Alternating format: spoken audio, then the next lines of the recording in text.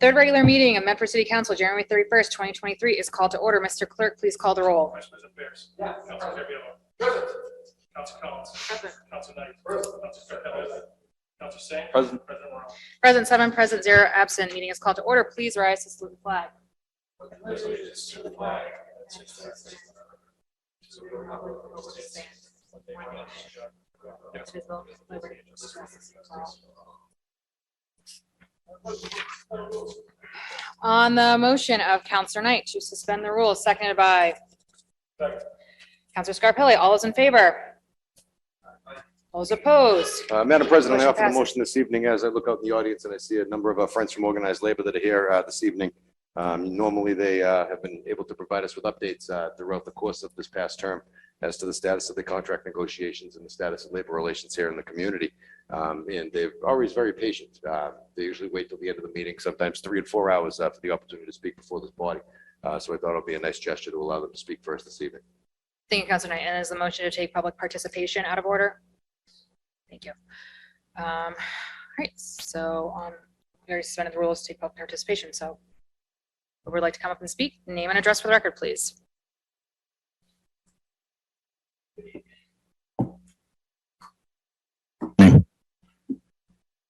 Good evening, Madam President, members of the City Council. Stephen South, 106 Damon Road, also Secretary Treasurer of Teamsters Local 25.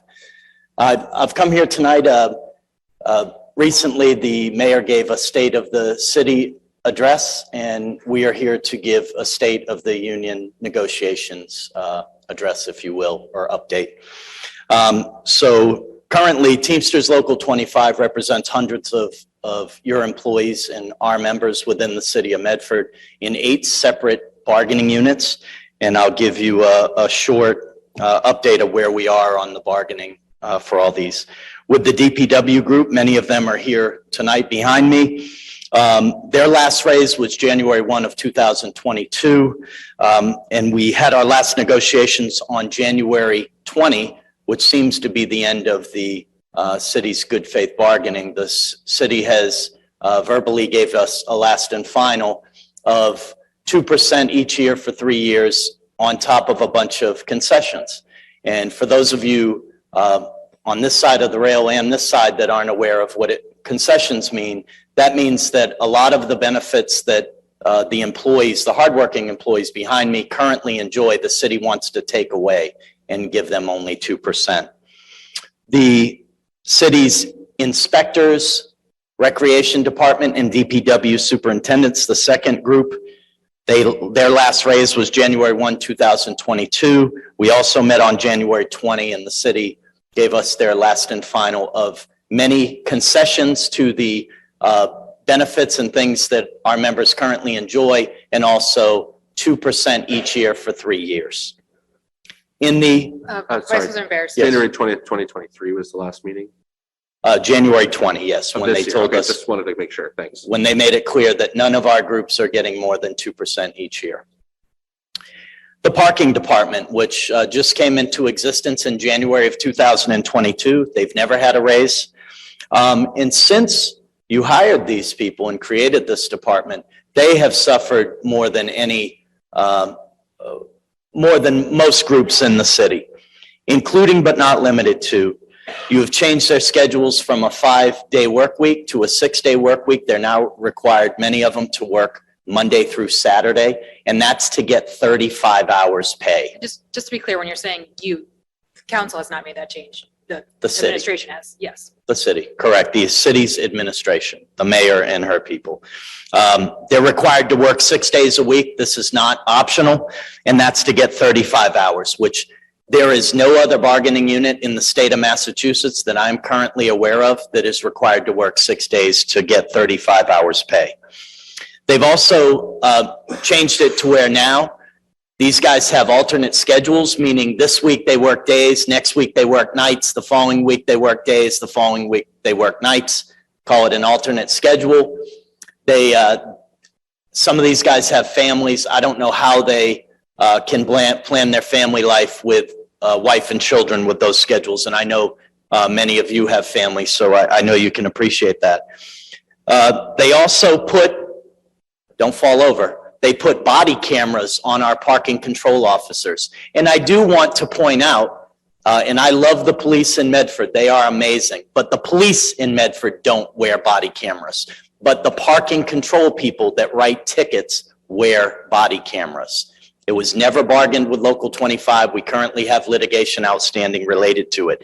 They also, when people call in sick, they will change their hours even on a day-to-day basis. If someone calls in sick tomorrow and you're a day person, they may make you work nights. These guys really have a tough road. That's the parking department. And again, the city has indicated, we're meeting with them tomorrow, but the city's attorney, not the city's attorney because we don't have any, but KP Law attorney indicated that they would be offering 2% for all of our groups. Number 5 is the Medford Clerical. Their last raise was January 1 of 2019, which is over 4 years. It's exactly tomorrow, 49 months since they had a wage increase. We last met about 3 weeks ago, and the city had offered us at the previous session. Now, mind you, other groups got $1,500 COVID bonuses.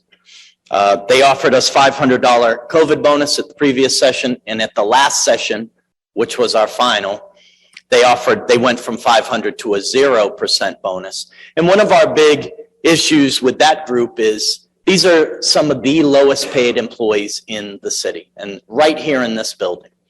And there's a couple different classifications in that group, the junior clerk and senior clerk, which are, I believe, the lowest paid employees in the city. So we asked the city to do a market rate adjustment, which many communities have done. And they agreed finally at the last session and said that they would agree to give the lowest paid workers in the city a $4 per week wage increase. So that was the city's fix for their very low wages. Now, I don't mean per hour, per week, $4 per week in addition to their raises, $4 per week to make it better. So that's obviously a no. Let's talk about the schools and the school security. And I know that's been a huge topic in the last month plus. Our school security personnel, their last raise was July 1 of 2020. That was 3 years and a month ago. They currently make $17.50 per hour. These are people that are reporting to fights and stabbings, a stabbing, I should say. They have a very difficult job, $17.50 per hour. So obviously we're trying to bring that up. But the problem in that negotiations, the city is offering us, again, they just settled with the teachers and gave them $1,500 per year COVID bonuses, and they're offering us half of that. It's unacceptable, and that won't happen. School custodians, last raise, July 1, 2020, 3 years and 1 month ago. They're same thing, they're being offered less than the teachers. Less bonuses, less raises. And number 8 is the school administrators, directors, coordinators, assistant principals. Outside of the superintendent and assistant superintendent, these people run Medford Public Schools. Their last raise was January 1 of 2021, a little over 2 years ago. And the city took the position at the last negotiation we had a few weeks ago that they currently don't even have a contract because they switched to the Teamsters. We filed an unfair labor practice with the Massachusetts Labor Relations Board, and that's currently pending. And they also notified us that they would not process any grievances because this group doesn't have a contract. But either way, they're telling us that regardless of all that, they're not agreeing to what the teachers got. And these are people that supervise teachers. That's number 8. So I know all of you, not all of you personally, some of you personally, some professionally, and I know you're all very smart people. I have a lot of respect for what you all do. So I know you're probably thinking in your mind, well, why is that and what are other communities getting and what are other groups getting? Well, if that is your question, I have the answer. And I can provide you, and I send you guys emails. Other times I can provide you with these via email if you want to see them. So I negotiate all the surrounding contracts in surrounding communities. In the last year, a little over a year, I've negotiated In Everett, 3 separate collective bargaining agreements. This is a 4-year deal, 3% each year, 3, 3, 3, and 3, with many other improvements. In Malden, about 3 months ago, I settled a contract in Malden. This was 3% each year for 3 years, 3, 3, and 3, with market rate adjustment raises on top of that and many other improvements. That's Malden. In Chelsea, we just settled a 3-year deal with Chelsea, 4%, 3.5%, 3.5%, and market rate adjustment raises with many other improvements. Chelsea. In Newton, a little over a year ago, we settled a 4-year deal, 3% each year, 3, 3, 3, and 3, and market rate adjustment raises on top of that with many other improvements. In the city of Waltham, about 3.5 weeks ago, I settled a contract for 80 employees there, 3.25, 3.25, 3.25, market rate adjustments on top of that, 3-year deal, many other improvements. In North Reading, about 3 months ago, I settled a contract with the North Reading DPW, 3% each year, 3, 3, and 3, with many other improvements. In the town of Stowe, last year, I settled a contract for the DPW there, and it was anywhere between 15 and 21% for over 3 years. That includes market rate adjustments and many other improvements. So that's 7 communities. 6 are right near here. 1, Stowe, is a little bit further out. But that's just in the last little over a year, myself personally negotiating with the surrounding communities. We're being told by the KP Law lawyer that any final deal with any of our groups will be 2% each year. And they're also insisting upon many concessions with my groups. Just to give you a quick update that I know that the city does not provide all of you, and I come here every month or so to provide it to you. Currently, my members have 5 open federal lawsuits against the city. These are wage and hour lawsuits. These are 5 separate groups of employees. We have approximately 30 or a little over 30 unfair labor practice charges with the Massachusetts Department of Labor Relations. And we've been meeting, we met with a mediator just Friday, a state mediator, to try to mediate some of these before we go to more hearings. We've received favorable decisions from the Labor Board, and I've been sending them to you via email. There's been several of those in the last few months. We have an open complaint at the Secretary of State's office for the city refusing to provide the union with public documents, including bills for KP Law. They gave them to us, but they were 100% redacted. They claimed attorney-client privilege, which there's no such thing with a simple legal bill that just states the dollar amount and what the issues were. We're also filing another complaint because we've been requesting information regarding the city's use of private investigators to follow city employees. They've provided us a bunch of information over the course of a year with multiple requests and labor charges, but there's still information that they're redacting, and we feel that it's important. But they have finally admitted in writing that the city is hiring these people through KP Law as a shell. So KP Law hires them and then the city reimburses. And I think that's how they get around giving us some of the information. So regarding the open negotiations, and I'm almost done, I apologize for the length of my report, and I'll use a quote that I heard last week, very similar. This union, Local 25, and our members, our couple hundred members and their families, will never, ever agree to 2% and a bunch of concessions. That will never happen. And the quote is, not now, not ever. That is unacceptable. And for all of you, for the city council, we come up and report things to you often, but I never really ask of anything. But I'm asking all of you to assist with this, because this is your city too. You all work here and live here. And it's not just us, and I can't speak for other unions, but I'm aware that there's other unions that are in the same boat as us, that are working without a contract, some of which are protesting with us like last week. And it's unacceptable. There's no reason why all of these other communities can provide fair wages, fair contracts to their employees, but Medford can't. That's just wrong. And the teachers settled their contract recently, and they settled for a 4-year deal, 2.5 year 1, 2.5 year 2, 3.5 year 3, 3% year 4 for 11.5% over 4 years. And we're being offered 2% a year and a bunch of concessions. And I don't want this to be divide and conquer. I love the teachers. Many of them are my friends and family. They're amazing. They deserve everything that they got. They deserve more than that. But there's no way that the city can give a fair contract to 500 teachers and then tell the rest of the city that they have to take things away from them just to give them 2%. When last year, the inflation rate went anywhere from 6.5% to 9.1%. And currently, as of December of 2022, it's 6.5%. And the new data comes out in a couple weeks.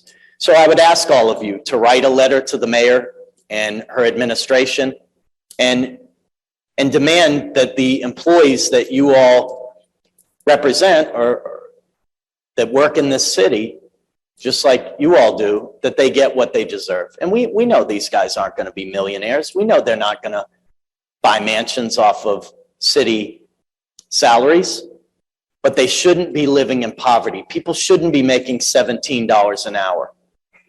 People shouldn't be having to beg just to get a small raise to be able to pay the bills. People shouldn't go 49 months and counting without a wage increase. That is just unacceptable. And this isn't a chess game. This isn't some kind of game. Maybe for the administration it is, but these are real people with real families and spouses and children and dogs and mortgages and lots of bills to pay. So this is unacceptable. So I am finally I'm asking you all to help, not to help me, but to help your employees and my members, because what is going on now is unacceptable. And certainly I'm open to any and all questions. I would even encourage, if one of you wants to show up, or all of you, show up to our contract negotiations. I will gladly send you the dates for all of our upcoming negotiations, because I know this seems unbelievable. I see a few of you shaking your heads because it seems so ridiculous, and it is.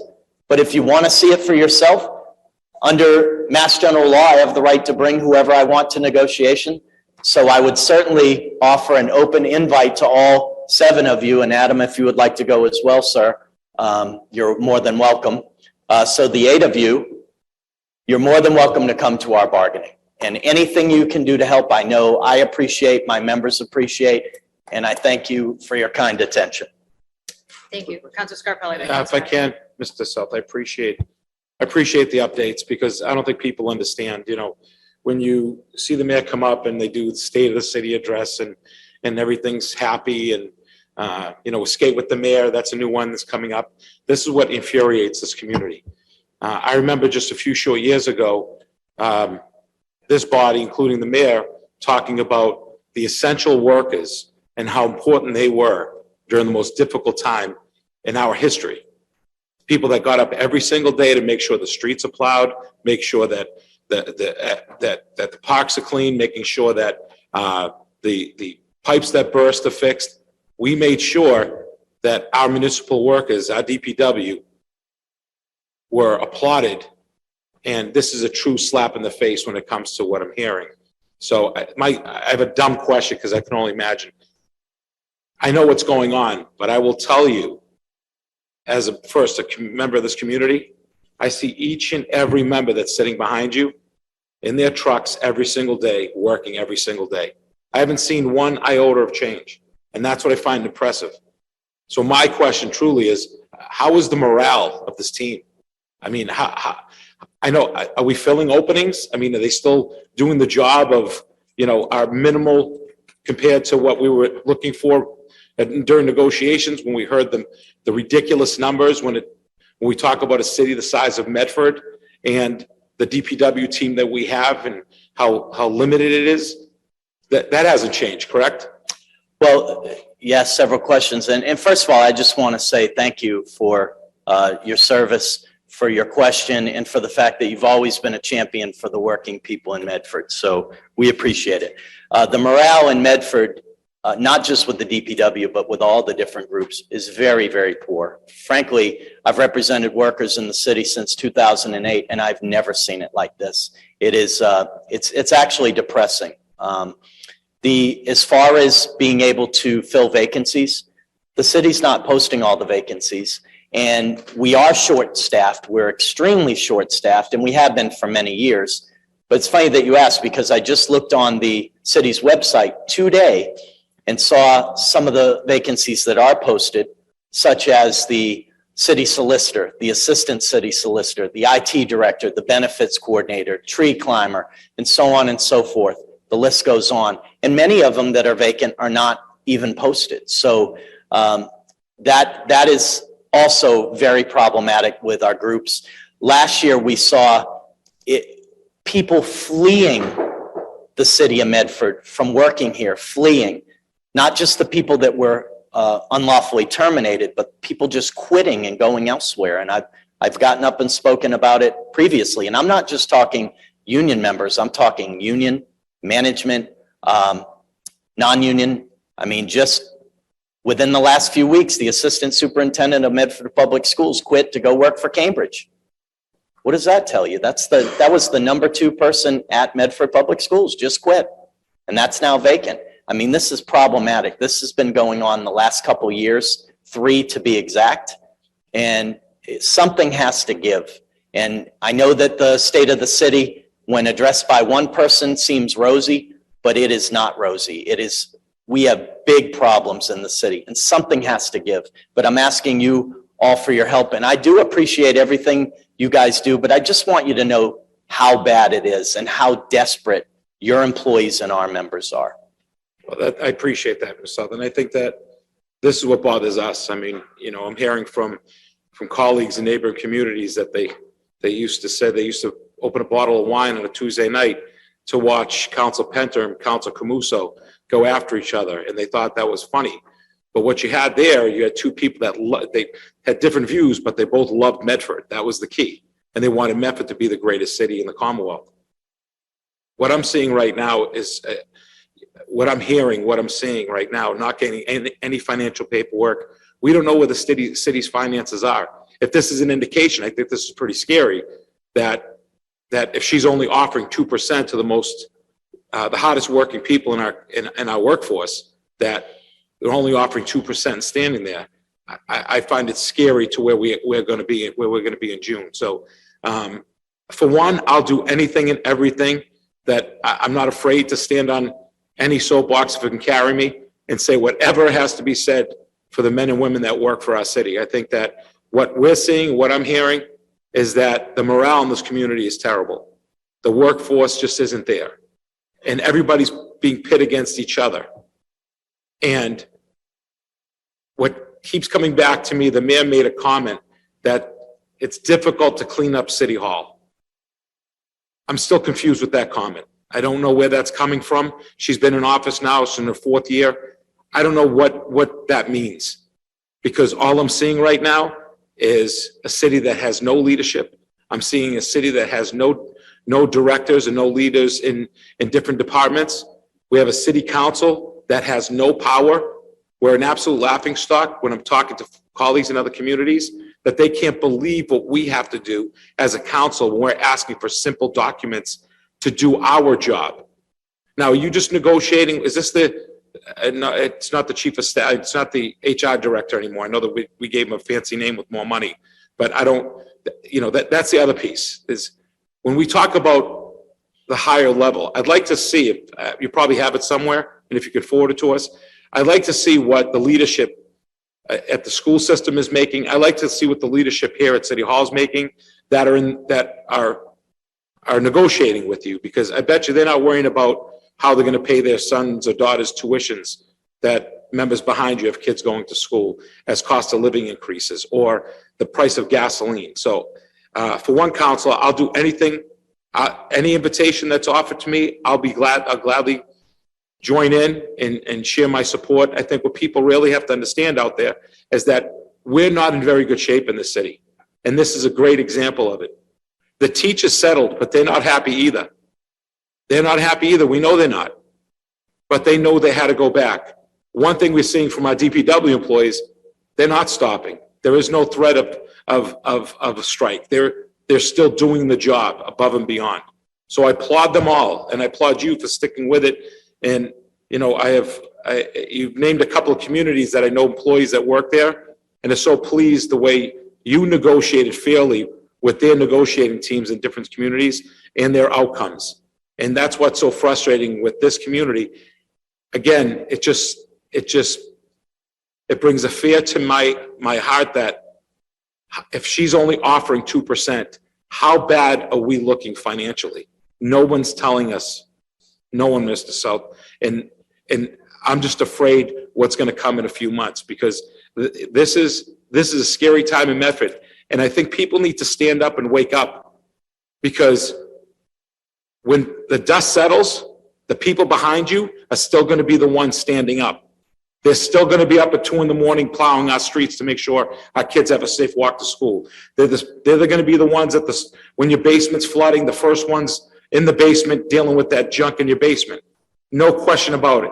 And they need to be treated fairly. So for one counselor, I'm going to stand beside you or in front of you to make sure that someone has to listen. So I appreciate what you're doing, and I appreciate everybody's hard work behind you guys. I'm sick to my stomach because again,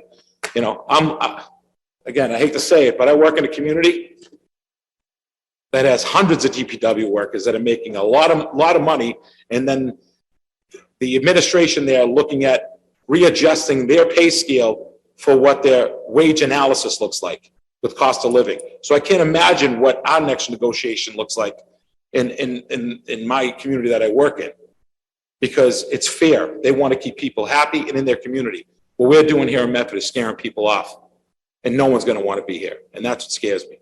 So thank you so much. Thank you, Mr. Scarpelli. I just wanted to point one thing out or clarify one thing. When you talk about us bargaining with the city officials, we really don't bargain directly with them. We bargain with a KP Law attorney who does all the grievance hearings, negotiations, meetings, everything. There is someone from the city that sits quietly at all the meetings, just by himself and observes, but we negotiate directly with KP Law. And I'm aware that you're the only community anywhere around here, because we negotiate with many of them. And some of them have 3, 4, 5, 6, 7 solicitors. In Medford currently has 0 for anyone that didn't know that. And those postings have been on the website for a long time for an assistant solicitor and city solicitor. And obviously it goes just like anything else. The city's not paying enough to attract people to come and To work here. interject, and I don't want to be rude, but I sat at a fundraiser with 8 former city solicitors, and I offered them all as a joke to please come work. I'll try to get them whatever they want to come to Medford. And the answer was, are you kidding me? We see what's going on there. It has nothing to do with what we're hearing, that it's the climate. It's very difficult to get people. No, it's getting very difficult to get people that can work here. That's what we're seeing firsthand. So thank you. Well, if the climate's bad at the schools, they just do studies for $50,000. Sure, right. Counselor Knight. Madam President, thank you very much. Mr. South, thank you for being here and for once again providing us with such a detailed outline as to the status of the negotiations for the 200 plus families that you represent here in the city of Medford. Recently it was brought to my attention that there's a certain issue with new hires and their ability to access health insurance.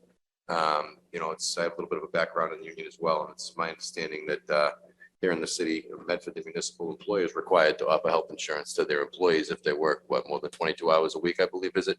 I believe so, and the city always have, Yeah. up until this year, Yeah, I last remember year, I should because say. Back when the mayor was a city councilor, she used to have to fill out this affidavit and submit it to Mayor Burke in order to get her group health insurance that she was receiving from the city when she was a city councilor. And she had to file an affidavit that said, I work 22 hours a week, and that made her eligible for the health insurance that she received through the city.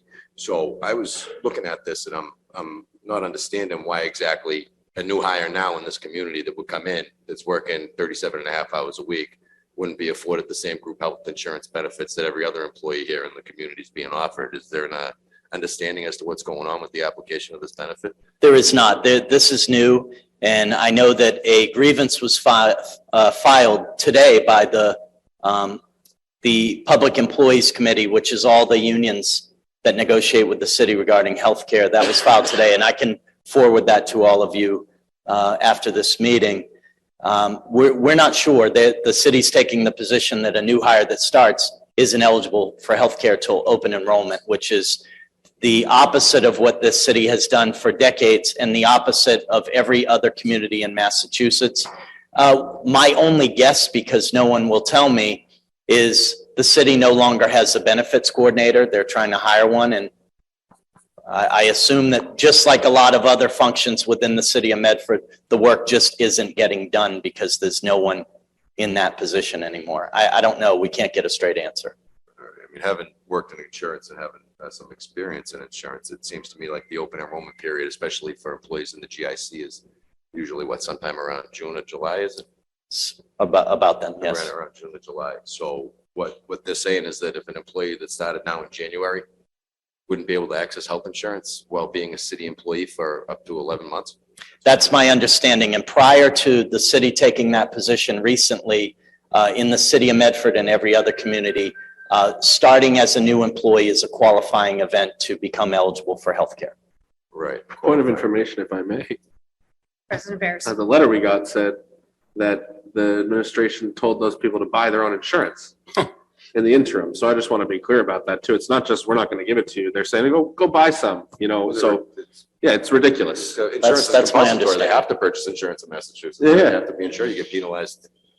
You're right. It's just, I just wanted to add that to the conversation. It's not just, we're not going to give it to you. It's go buy your own, even though you're entitled to a benefit. And in the community I work in, I hired someone yesterday. That person starts with health insurance the day they start, which is February 18th. So that is completely false. I deal with that every day. To say that they have to wait for an open enrollment is false. It's a disgrace. Thank you, Mr. South. I'm sorry. Thank you. And, what I see, Mr. South, to be honest with you, is a trend. It's a pattern, right? And I think it has less and less to do with good government here in the community. It has less and less to do with doing what's right for the workers in this community, and has more to do with a vendetta, right? Someone that's vindictive, someone that's upset because you're speaking out, someone that's upset because you're expressing the concerns that your membership has in doing your job, and it might be putting some rust on the can of the administration. All right. So the way I look at this is I see a lot of it as retaliatory. You know what I mean? I see no reason for this.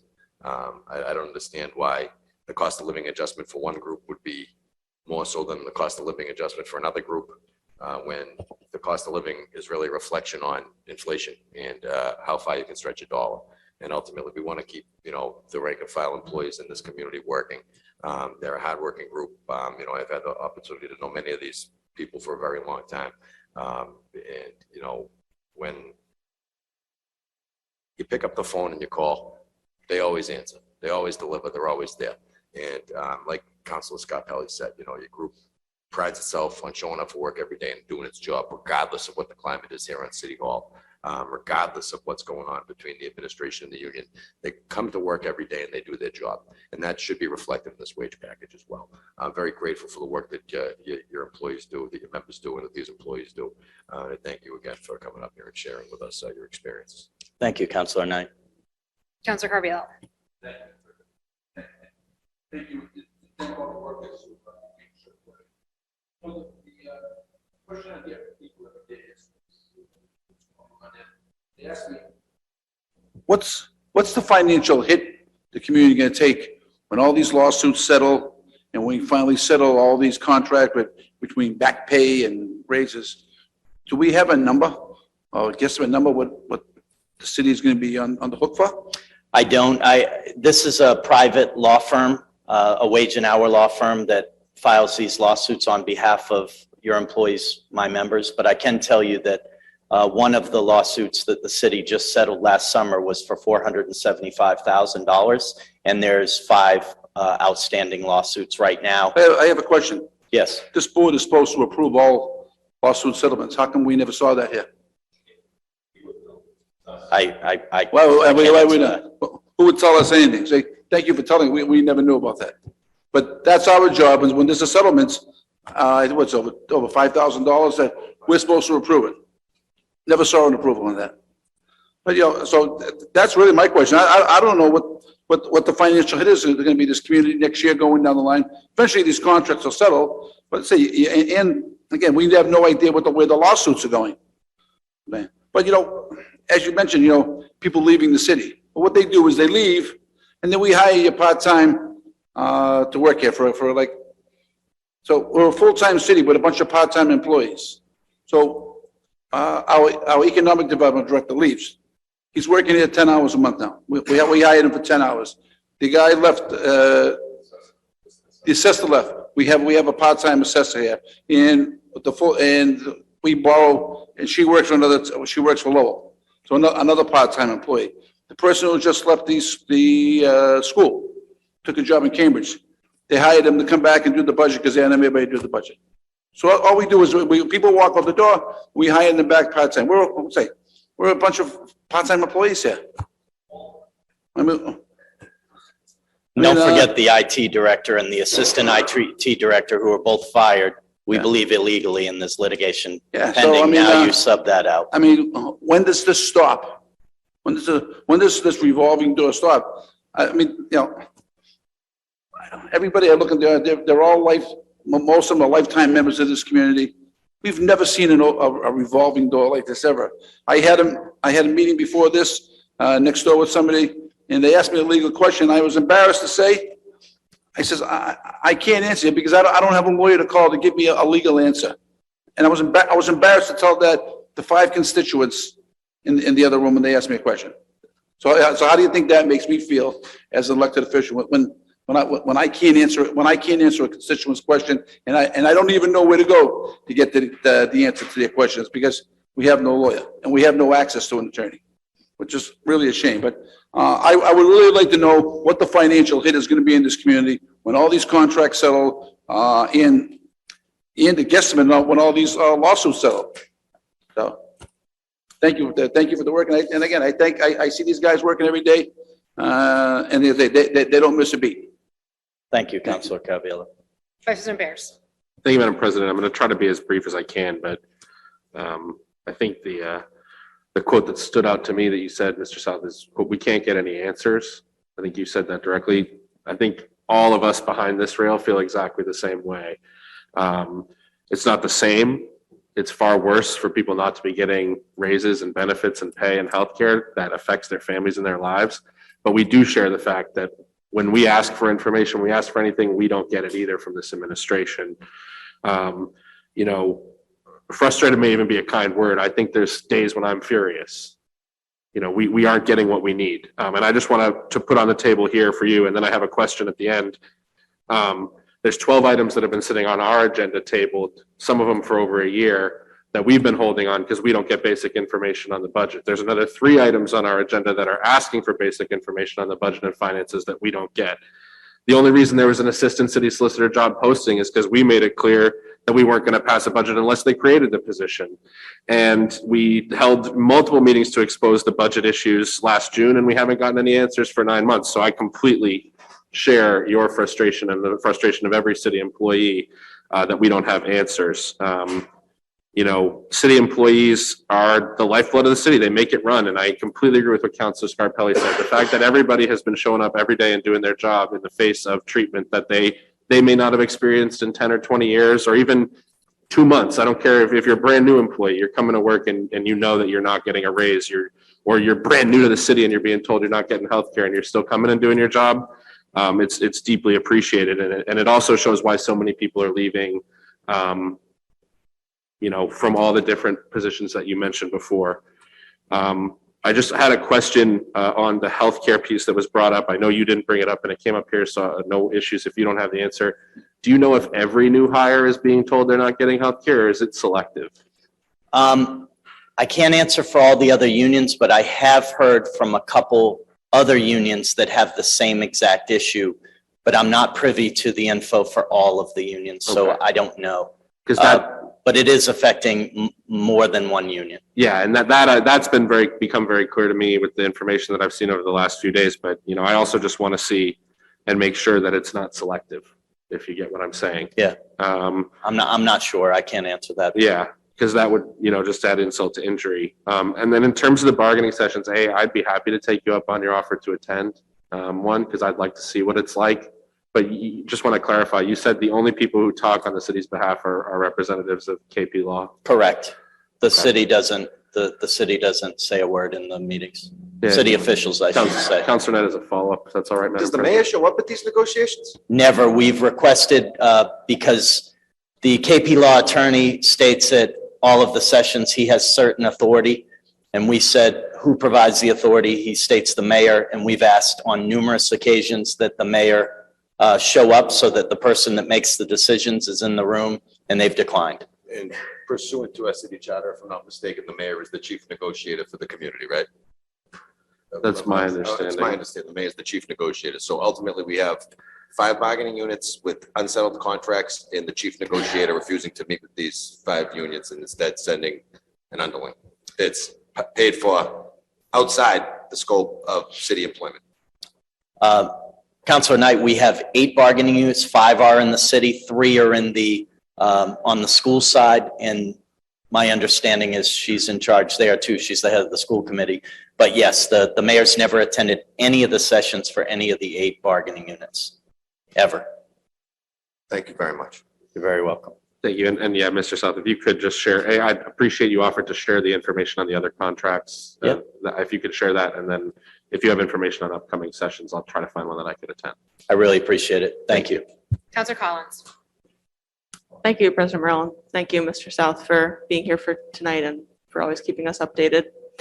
You know, there's a lot that's astonishing in what you shared with us tonight and what you shared with us over email in recent days. It's hard to even remark on it, but I wanted to just thank the rank and file that you represent for being here. Thank you for your organizing. Thank you for your efforts. There's so much to really be astonished by, even though we've heard, I'm running out of adjectives to use, you know, the scope of what's being offered to your bargaining units compared to what could be expected to be reasonable or fair. Just one thing that's ringing in my head, 2% with concessions in a climate of 6+% inflation. You know, it puts me at a loss. And I'm glad to see that the rank and file is not willing to accept such an offer. You know, I think that one of the exemplars of this, we're actually outsourcing or privatizing the folks who are negotiating with our collective bargaining units. And, you know, if there's not a crystallizing example of this problem, if that's not it, I don't know what it is. It's a really frustrating time, I think, to be on the city council and have, you know, what rounds down to no power over the root causes of this, which is our inability to invest in our city employees the way that they deserve and the way that our city deserves, the way that our residents deserve. You know, I think obviously this all comes down to will, comes down to the will to invest in our city the way that it deserves, and that it comes down to the ability to do that. You know, we're talking about the budget, what, you know, all of our realm of possibility here flows from that. I think we passed this year's budget on June 28th. I think this probably goes for all my fellow counselors. What day did we start worrying about our next budget? June 29th. It's a discouraging time to be in, to be looking at what's going on right now and staring down the barrel of what we're ever going to be able to offer to the folks who make the city work and make the city run next year and the year after that.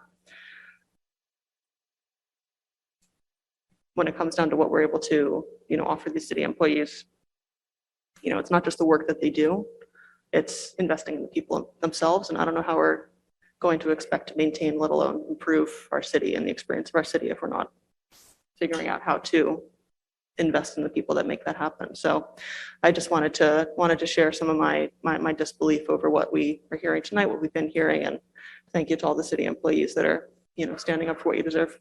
Thank you very much. And I just want to point out one other thing when you talk about the city contracting out legal services. And I would just mention that when we have somewhere about 40 or a little over 40 separate litigations in all separate arenas and jurisdictions in federal court, in the labor board, in the Secretary of State, in all these different places, the only winner in that game of months and months and even years is KP Law. They're getting paid every single day, every single meeting. In the last year, we've had numerous arbitrations, mediations with state mediators, negotiations with all of these different units and meetings and hearings in all different jurisdictions. They're the only ones winning in that scenario, and they are. In all the other communities that we have any kind of labor relations meetings or negotiations, most of them use their in-house attorneys, including many of the communities I mentioned earlier. So you hear the term follow the money. You hear that a lot. Follow the money, and where does it lead you? And the only winner in this community, when all of the families of your employees and my members are hurting, the winners in all of this is KP Law. I just wanted to reiterate that because I know all of you know that. Thank you. I'm going to go back to Counselor Singh before that, and then Counselor Carviallo. I do just want to note that we have several items on our agenda, and we've been on this for about 50 minutes, so I just want to note that. So just for back and forth, so I appreciate the information, but just doing that for time. Counselor Singh. Thank you, President Morrell. Respecting that, I'll try to keep it brief. I wanted to thank you for the information. You know, we always do that when you come because we, as other counselors have said, we don't get this information from the administration. Oftentimes, when you come to us, that's the first time we're hearing of it. When you email us, that's the first time we're hearing it. And when you give us that information, it gives us at the very least a place to start to ask questions and to demand better from the people across the hall. So I really wanted to thank you for that. Obviously, what you've said is very concerning, not just for us on this side of the aisle, but all the residents at home watching as well. And you know what we've been talking about tonight, like healthcare, like legal bills, you know, questions of fiscal responsibility. All of this is common sense. I think all of us sitting in the room here can agree that, you know, we shouldn't hire employees and not give them healthcare. That's not right. I also wanted to thank all the workers and the rank and file sitting behind the rail on the other side of the rail tonight for coming out. I know you're taking time out of your evening to come to us, taking time with family. I wanted to acknowledge that and to thank you for coming as well. It's really important for members of the community and for us to see you guys as well. And it really helps, you know, show us and show the people at home watching that, you know, we're not talking about an abstract group of people. We're talking about people, you know, we can put faces to the people who actually are keeping our city running. And, you know, when we talk about policies and makes recommendations and all of that, behind the rail, you guys are the ones that have to go out and execute that, right?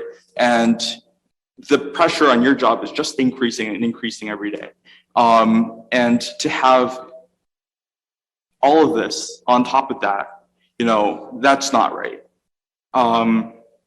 We need to recognize that when we deal with each other, I mean, even between counselors, but at all levels in city government, we have to treat each other like human beings. And we have to understand that you guys have families, you guys have homes to go back to, people to feed. And, you know, we can talk all day about, you know, all of these different concepts, but it's really helpful, or it's really important to understand that you guys are human beings too. And I hope this tonight helps with that. And I really wanted to thank you for your dedication. Despite the lack of morale, all the hard work that you guys are still putting into city work, that's really meaningful and I think shows your dedication to our community. I had a few more points written out, but I think I'll end it there because other counselors have already said it, you know, pointed out a lot of our problems and a lot of the concerns that we have very eloquently. So I'll leave it there, but I just want you guys to know that this council stands with you guys and Thank you. understands what you've been saying tonight. Thank you, Counselor Singh. Counselor Carviallo. I just, quick question. You mentioned a $465,000 settlements, 475. 475. Was that a wage settlement for wages? Yes, sir. Okay. And what union was that with? What group? That was the custodians. Custodians, okay. And, I did report on that last, I believe, June. I know we have a lot of different issues. okay. And isn't it the law that we have to provide health insurance? That's my understanding. That is the law, correct? That's my understanding. Just wanted to make sure that that I wasn't wrong. I thought everyone over a certain amount of places, they're required to provide health insurance. So we are in violation of law by not providing these other people with health insurance. That's my understanding. If you work a certain amount of hours, you have to be provided, correct? Right. Thank you. Thank That's you. it. Madam President, Counselor Scarpelli. just, I know before, I'd like to move back to the regular order of business, but you made a comment. I just want to make sure. Council President, I did talk. I know that we called for a meeting with the school department to work together to see what the process is with security and how that's going, and then looking to see what funding mechanism we need moving forward for support.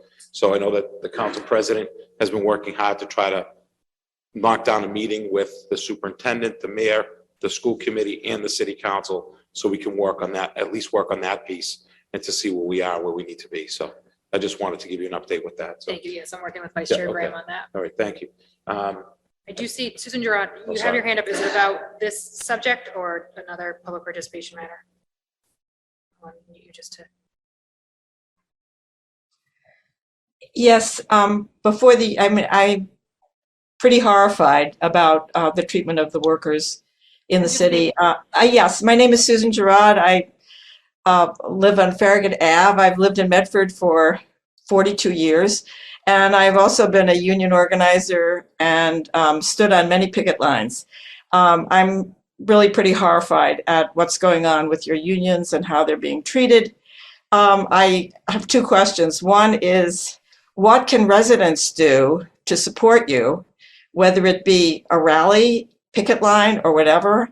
And number two, people have talked about how dedicated you are, and I know you are. And the same question came up for us as teachers in the teachers union, which I was part of. You know, we never want to go on strike because we do not want to hurt our students. However, sometimes when push comes to shove and things are terrible enough, people do go on strike. And there's a teachers union on strike right now, as you know, because of the low pay of some of the workers. So my question is, A, what can we as residents of Medford do to support you? And B, are you considering strike? through the chair, and I can answer that. if you could briefly, Sure. this is not meant to be a forum. This is meant to be a. Thank you, Susan, for the questions, and I appreciate the support.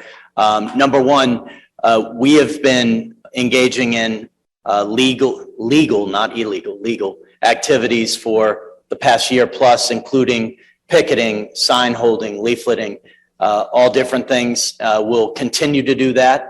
Month after month, we just had a protest last week with one of the other city unions, firefighters. We'll continue to do that, and we would love to have community involvement. So we will put that out publicly for the next one. And as far as your second question, due to legal reasons, I just would prefer not to answer that question. But I will say that we definitely there's a lot of things that we are looking at and that are on the table to try to resolve these issues. But that specific question, I can't answer. Thank you. Move to regular order. of We have business. a motion from Counselor Scarpelli to revert back to the regular order of business, seconded by Vice President Bears. All those in favor? Aye. All those opposed? Thank you, Motion guys. passes. Accolades, remembrances, reports, and records, 23-019, offered by Counselor Knight. Be it so resolved, the Medford City Council hold a moment of silence in memory of Governor's Counselor Michael J. Callahan, a dedicated public servant who passed on January 6, 2011, following decades of public service to the people of Medford. And be it further resolved that this evening's council meeting be dedicated to his memory. Counselor Knight. Madam President, thank you very much. Michael Callahan was a dear friend of mine, someone who represented the city of Medford and its people with great pride and dignity. He was a Vietnam War veteran, the founder of the Medford Consumer Advisory Commission and past commissioner. He was the aide to the late Senator John Bullock, and aide to the late Senator Dennis McKenna, the former assistant commissioner of racing, and chief steward for the National Association of Government Employees, just to name a few roles that he held, Madam President. Michael Callahan was also elected our governor's counselor, and he served with dignity representing the people of this community for over a decade. Michael passed away on the last day of his term in office. He was never able to reap the benefits of his pension reward, but he was someone who has some fame here in the city of Medford for saving Wrights Pond. And if you go up to Wrights Pond now, you will see a memorial honoring Michael Callahan that Mayor McGlynn put in to recognize the work that he did back in the late 80s when Medford was undergoing quite a development boom and the condos were being built around the city. There was a proposal to turn Wrights Pond into residential housing. And Michael Callahan was the catalyst in organizing the neighborhood against this proposal and saving Wrights Pond and keeping it as the beautiful recreation destination that it is today. And with his vision and foresight, Wrights Pond is now probably one of the city's #1 assets. So with that being said, I'd like to take a moment to honor my friend. This is something that I've put on every year since Michael's passing. He's someone that really cared about the city. We talk about having blue and white in your veins. We talk about people that step up to the plate and really put their money where their mouth is. And Mike Callahan was that guy. When he ran for state senate back in 2005, his logo was "He helps people." And there was no more truthful saying than that. Mike Callahan woke up every day to help people, and he took great pride in it. And he always said to me, you could measure your wealth in many ways. You could measure it monetarily, or you could measure your wealth in the number of lives that you touch. And Michael was just a great individual who touched many lives, and he was the wealthiest man. Thank you, Counselor Knight. Any further discussion on the motion of Counselor Knight, seconded by President Bears? All those in favor? Aye. Those opposed, motion passes. Please rise for a moment of silence.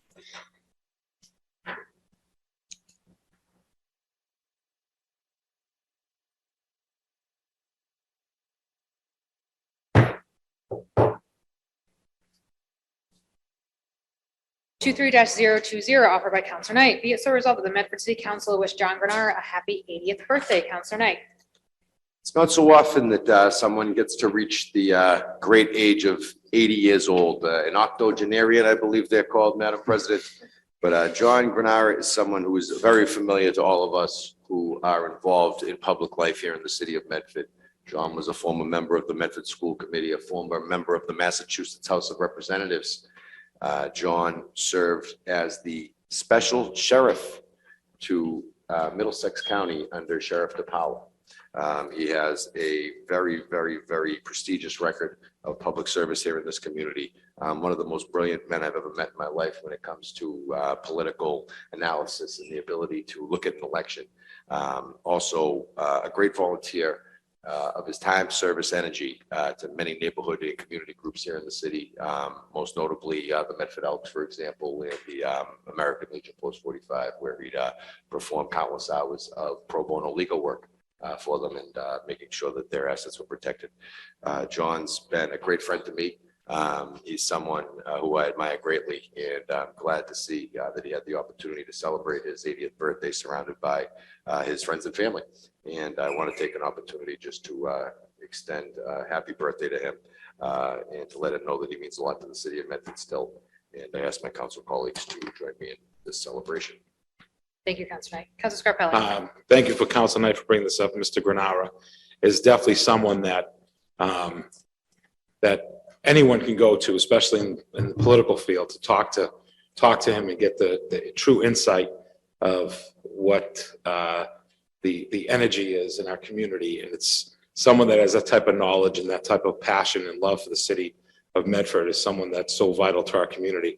I know that we haven't seen him around much, but I know that he's someone that we should be very proud that we can call him our friend. So wish him a happy birthday and many more.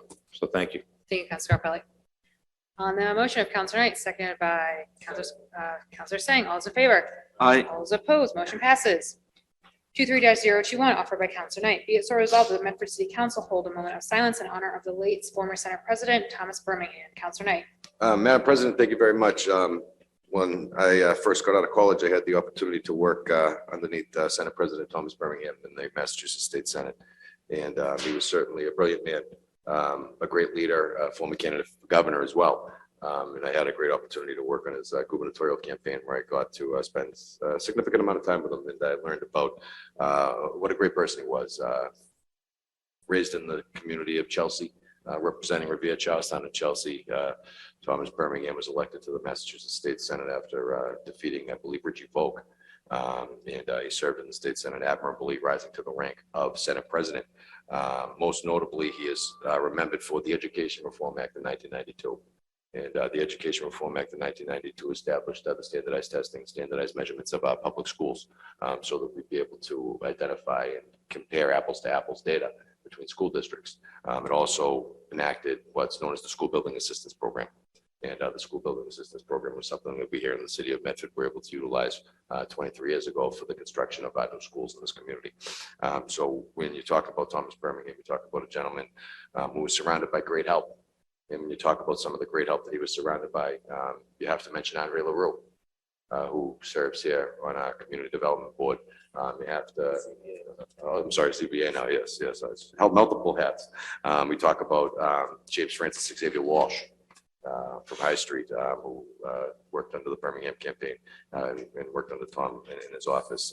He was a great mentor and cultivator of great talent, and a great individual that really cared about his community in this state. And he accomplished a great deal. He will be sadly missed. So I ask my council colleagues to join me in honoring him and extending deepest condolences to Selma and the family. Thank you. On the motion of Counselor Knight, seconded by Vice President Bears, all those in favor? Aye. All those opposed, motion passes. Please rise for a moment of silence.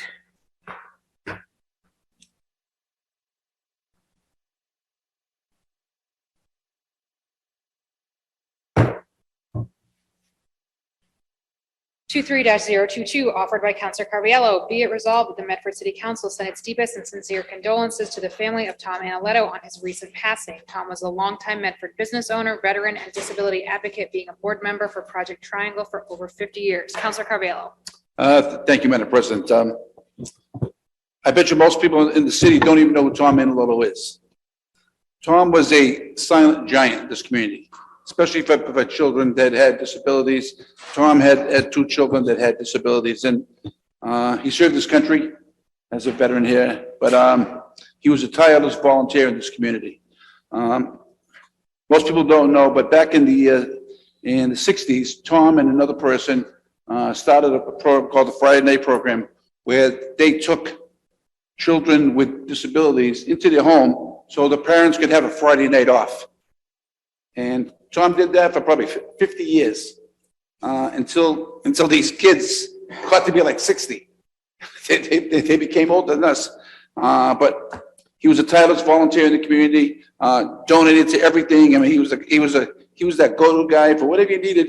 You wanted money for something, Tom gave you money. Didn't never ever look for accolades or anything. So, like Councilor Scott Pelley mentioned in the past, when guys like Tom die, nobody is stepping up to fill those shoes. So Tom was a friend, and these are a big set of shoes in the city that are going to need to be filled. So I ask for a moment of silence in this passing.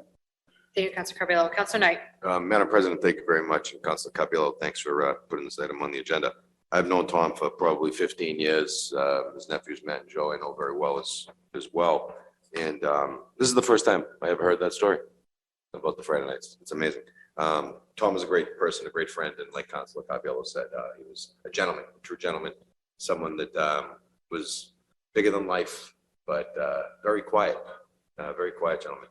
Someone that when he spoke, it was with a purpose, and it was usually to give you the right piece of advice to say the right thing.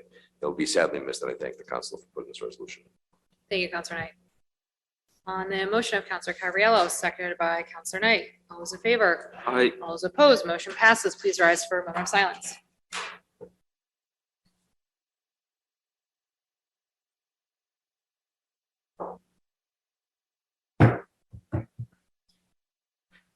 Records, the records of the meeting of the January 17th meeting were passed to Counselor Knight. Counselor Knight, how did you find them? I'd like to ask that the records be laid on the table, Madam President.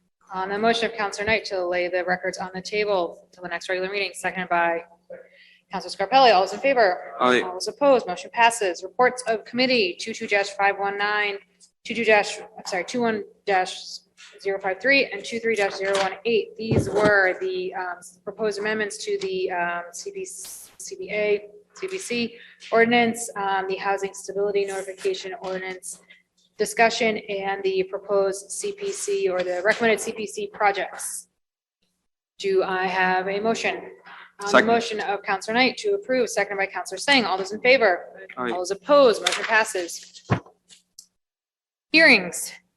21-301 Medford City Council Public Hearing Notice. In accordance with the requirements of Massachusetts General Law, Chapter 148, Section 13, the Medford City Council will hold a continued public hearing on January 31st, 2023 at 7 p.m. or as soon thereafter as it can be heard at the Howard F. Alden Memorial Auditorium at Medford City Hall, 85 George P. Hassett Drive, Medford, Massachusetts, 02155, and also remotely via Zoom for a remand hearing in the Superior Court proceedings in the case of BJ's Wholesale Club, Inc. versus the City of Medford City Council. The remand hearing will be based on the application of BJ's Wholesale Club for a flammable storage license for a proposed fueling station, including two 20,000-gallon and one 24,000-gallon underground fuel storage tanks at 278 Middlesex Avenue, Medford, Mass. 02155 in industrial zoning district shown on Assessor's Map P17 Lot 5 and Map 016 Lot 1. The original application is part of City Council Paper 21-301 from April 13th, 2021.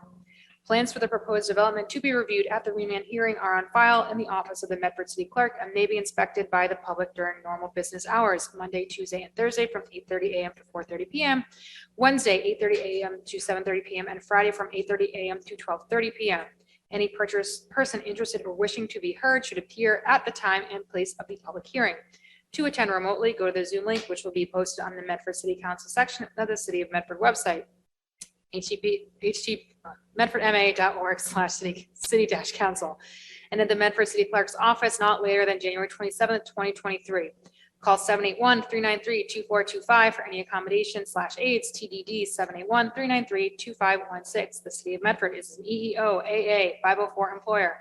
By order of the Medford City Council, signed Adam L. Hurtubise, City Clerk, advertised in the Medford Transcript/Somerville Journal on January 5th, 2025. As this notice states, this is a continuation of a public hearing that was held on the 17th. We had a presentation from BJ's. We also had it open for public comment. We left the public hearing open for any additional comment to be submitted in that time. I do not believe we received any. We did not receive any additional public comment. I will go to councilors first if they have any questions or discussion, and then we'll go back to the representative from BJ's. Councilor Scarpelli. Thank you, Madam President. So thank the representatives from BJ's and of course, our neighbors. I think that I've received multiple phone calls and the understanding of the process and where we are today. It's a pleasant response by the BJ's team in what was asked for to really support those neighbors. I think that was probably the biggest sticking point of what was in the past. I know that it was called the flagship store, but it sure wasn't shown that way by our neighbors, and the concessions and the understanding of the commitment from BJ's and what really is being put back into our community, into the plant to make it look very appealing and a welcoming site. Everything that we asked for in the council, I think that we found a way to capture that. But I know that there were a couple of questions that I know usually Council Knight, since we don't have legal representation here, that anything that's permitted stays with the permit. Council Knight, is that with the permitting? Oh, okay. So that was one of the questions that was asked, that if BJ's happen to, we don't see it happening, that they'll have to close, but one of the questions is what happens to that site if BJ's does step away? What happens to the tanks in the ground, to the environment? Does this permit go with the permittee, or does it go with the land? Or that's one of the questions. And then The other question that came up, and it was just passed over a few weeks ago, was that back gate, the gate on the Fellsway side.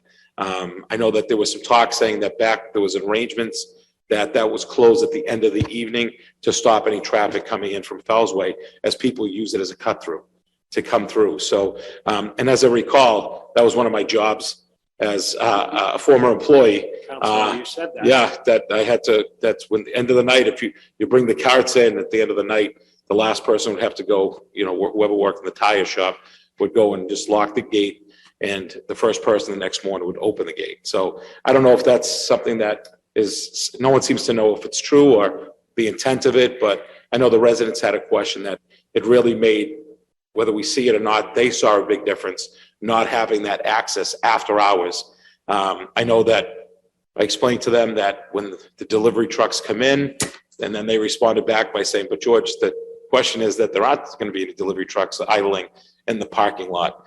So that shouldn't be an issue. So that might be something that just to look at. I know that we've already asked a lot, and you've really come back with a lot of great responses. And I also had to explain to the residents our situation on the council and why this went to court and why it came back, and really give BJ's a lot of credit for opening that line of communication again, so we can really get the true context back to BJ's to say, this is what our community really needs to make this work. I mean, and again, the last piece was, I don't know if I'm sorry if I'm being winded, but these are the phone calls I got, was that the idea of the trees on Woodruff, if they die, and PJ's really put in a statement that says if it's not anything to do with snow, they'll replace those ones that have died as they move through. But the other piece is, it is up to the city, and this is,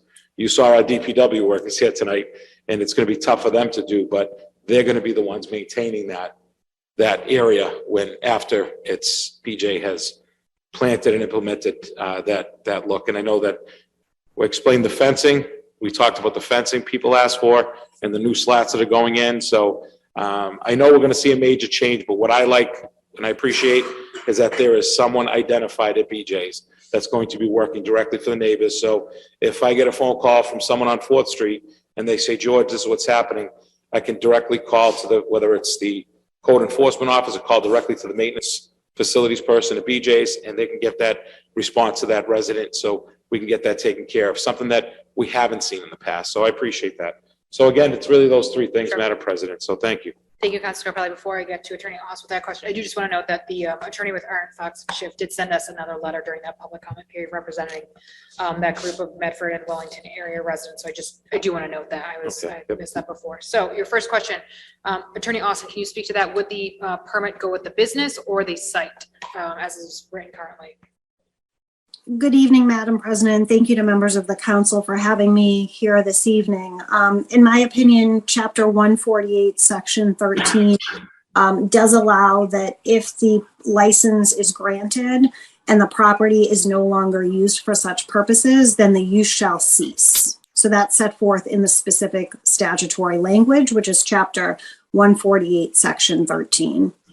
So a new permit would be needed if somewhere else to come into That's, I mean, it would depend on the nature, a new permit would be needed, depends on the nature of the use. If the use is abandoned, then essentially it would require the property to cease being used for a gas station. And if there's a new individual or entity that comes in, then that would have to be transferred over to the new entity, in my opinion. One information, Madam President. By way of history, normally what the council would do is we'd put a restriction on the special permit or a condition on the special permit that would say that the special permit is attached to the business entity and not the address on the permit, so that if that business entity moved on, the permit would move on with the business entity and die, and they'd have to go back through the application process again.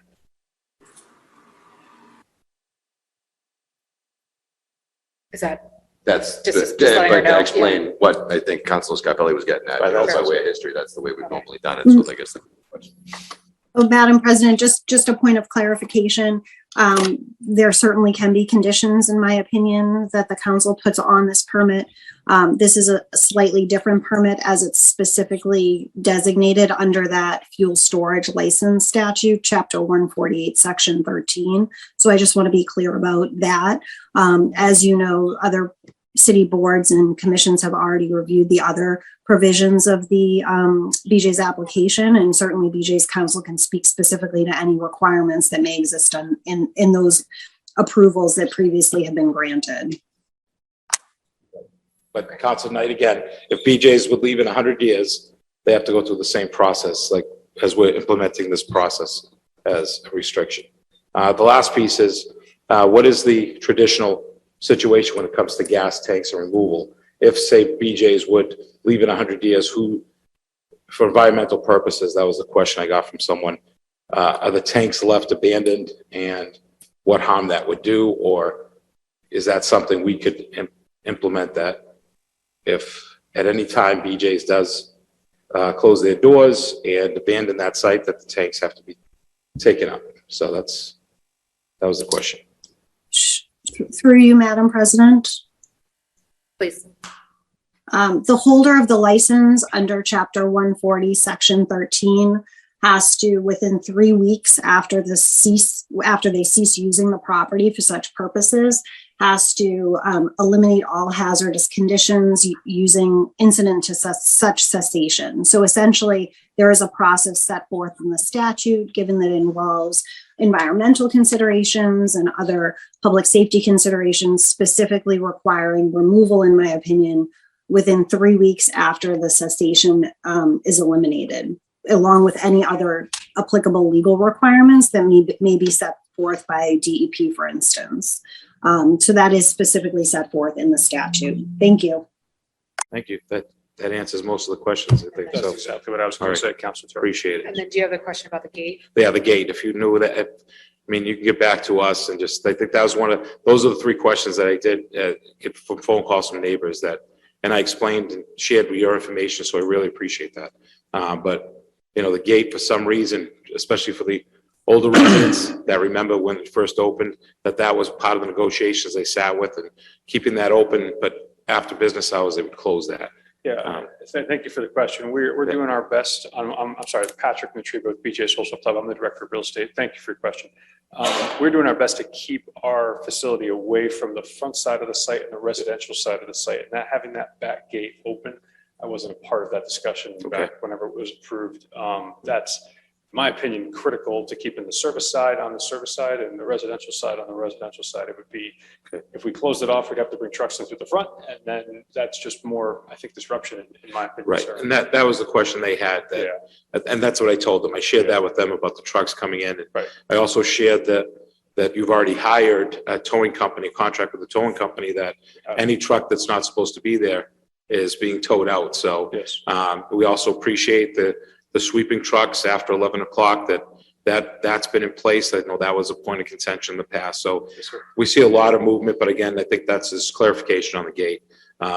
Was that if that's the question, if that's the concern at the end of the night, keeping the trucks away, the question there was, well, George, why is that a problem if it's after hours and the trucks out there coming in anyway? So that's kind of makes sense in the sense if there are no trucks coming there, why not close that for, and what they're seeing is the vehicular traffic that's coming down there and causing the speeding or using the cut through to get to Wendy's or, so that's their concern, that in the middle of the night, that those houses that abut the drive on the side, that's where they're hearing the engines, so and I think that a lot it's going to help with those months with the speed bumps that we're putting in for those months. I think that's going to help a lot because I know we hope there's not going to be much speeding in the winter months. So, but if people want to be racing their cars, usually during the spring and the summer. We don't want them there either. But we're with you, and we understand. But I think that's what clarification was for the residents. And I appreciate your time and thank you for the attorney of KP Law for answering those, Madam President. Thank you, Vice President Bears. Thank you, Madam President. Thank you, Councilor Scarpelli, for asking so many questions I was going to ask. Yeah. I just had one question on the landscaping condition, specifically as relates to the offering to replace landscaping if it dies of natural causes. I think that's number 7. It says not because of snowplow or other inflicted harm caused by the cities or other third parties. And I just want to kind of determine what that means so we're all on the same page.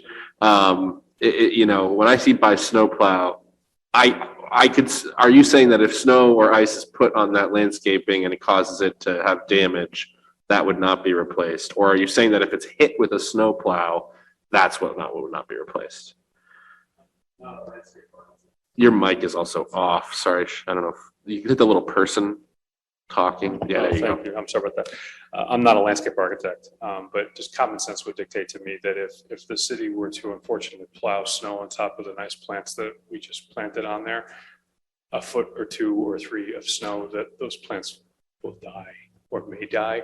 And if that's the case, that doesn't really seem fair to me to have that happen over and over and over again with a provision and a stipulation of approval that we would just replace it. So I think it's a situation, sir, of wanting to encourage good behavior on everyone's part. And that's how I look at it in plain English. And if I just may say, and I'm happy to, Councilor has a follow-up, I'm happy to defer to him in just a second. You know, we contract out snow plowing. Right. So it's not the same person who does that street every snowstorm, never mind every year. Right. We may need some mulligans in here. I'm sorry, say that again? We may need a mulligan in here. I'm just saying, you know, this is basically a one and done. And I'm not saying every year we make the same mistake and you keep replacing it. I don't think that's fair to you. I completely understand that. But, you know, there may just be a little more communication and needed there because someone could make a mistake at some point. And I just want to kind of maybe, you know, account for that in some way, but I'll defer to Councilor Knight's follow-up. Well, just that Middlesex. to answer Middlesex your question, Ave is a Councilor state road, Beers. Or was it even our people?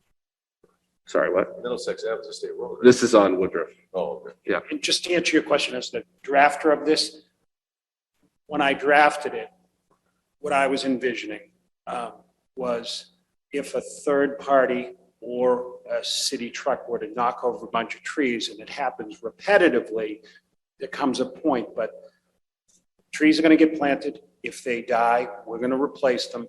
We just didn't want to, as Mr. Natrava said, encourage bad behavior. By the way, I didn't say my name, Attorney Dennis McKenna.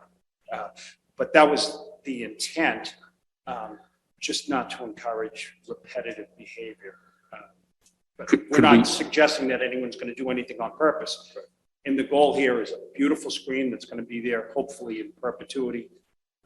That's the plan. Could we insert the word repeatedly in there somewhere just so that it's clear that it's not just a, you know, and I'm not trying to, you know, you could, no offense, but maybe the parties are completely different when this happens and no one has an understanding of this conversation. I just want to make sure our intent is met. You've extended the arm of trust, and I think we'll do the same with you on this. We've opened up the communication lines. We've provided you all with our regional maintenance manager, who, again, I said has budget authority to make decisions. Yeah. I think we can trust you that you will not destroy our plants over and over again. Yes. And you'll trust us that if you make a mistake, that we will fix it. And if there's a plant or 2 that dies 5 years from now because someone happens to put some more snow on it than they should have, then we will fix it. Okay. And council, we have provided the conditions in electronic form to your council. So if that is some wording, you can add it in there and we'll live by it with that understanding. Okay. Yeah. And that's what, you know, I'm not trying to box you into anything and I'm not saying you're trying to box us into anything. I just want to make sure we have a shared clear intent.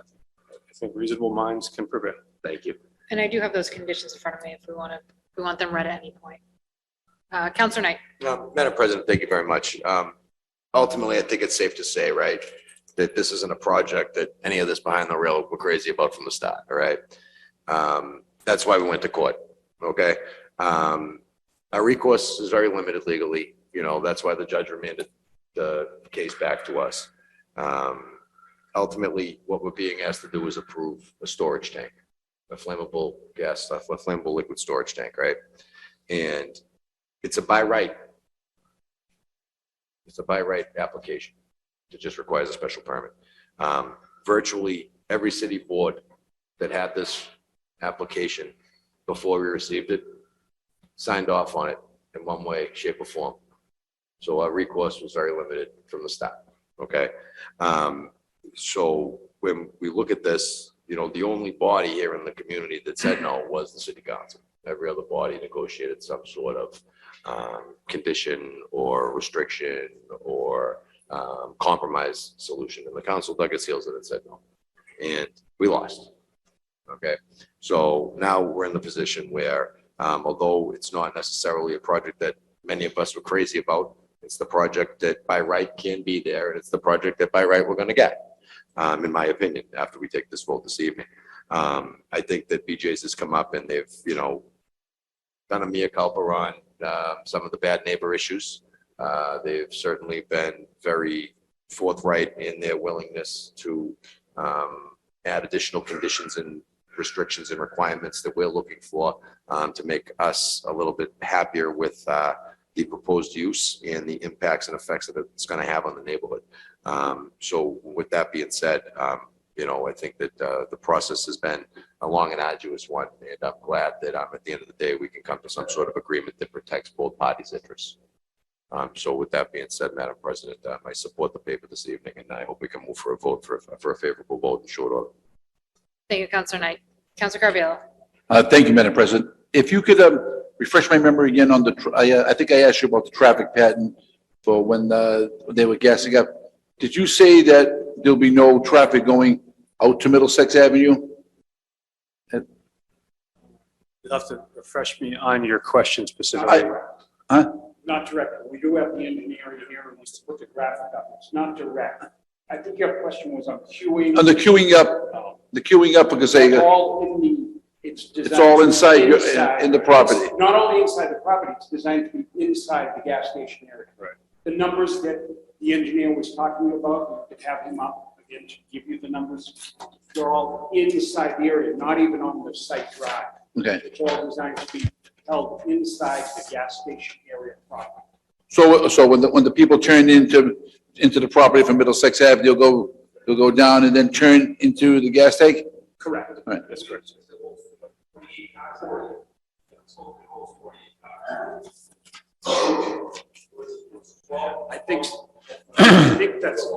I think Councilor Scott, I think you have it right. Yeah. For the record, Austin Turner with Bowler. To answer your question, it was 40 plus vehicles was our calculation on the queue, and they were entirely contained within the fueling facility itself, and not queuing onto the exit driveway or the entering driveway, as the case may be, but self-contained in that fueling facility itself, and not having any kind of spillover into the driveway, and left alone, so we weren't impeding operations of the rest of the facility. And I think I had mentioned that, you know, I've gotten gas at the Estonian facility before. And there's been times where the line goes right out onto the street. And I think part of the problem is, you know, some gas station on the left, some on the right, and people get angry, and I saw little scuffles there, because no one knows which side to go on. I would ask that if the queue gets too big, if the person that's in the little house there, if he can come out and help guide, you know, the cars into this, where there's an open spot, would be a great thing, a great help, because that a lot of times that's why the cars queue up so big, is because they don't know what side to go on. So Sure, it's an excellent point, and, you know, in consideration of that, one that's part of the reason why the attendant in that kiosk is there, is to help facilitate Because traffic. when I get gas at Stoughton, they don't do it there. And they should be doing it there too. And thank you for that. Yeah. One last question. We talked about the trees. Are we buying mature trees? The trees that are planted, are they going to be mature trees, or are they going to be? Yeah, they'll still have some growth potential, but the intent is that they're not going to be. They're not going to be the twiggy trees? They're not going to be little twiggy trees, no. They're going to be fairly substantial with some additional growth potential, so they won't be fully mature height.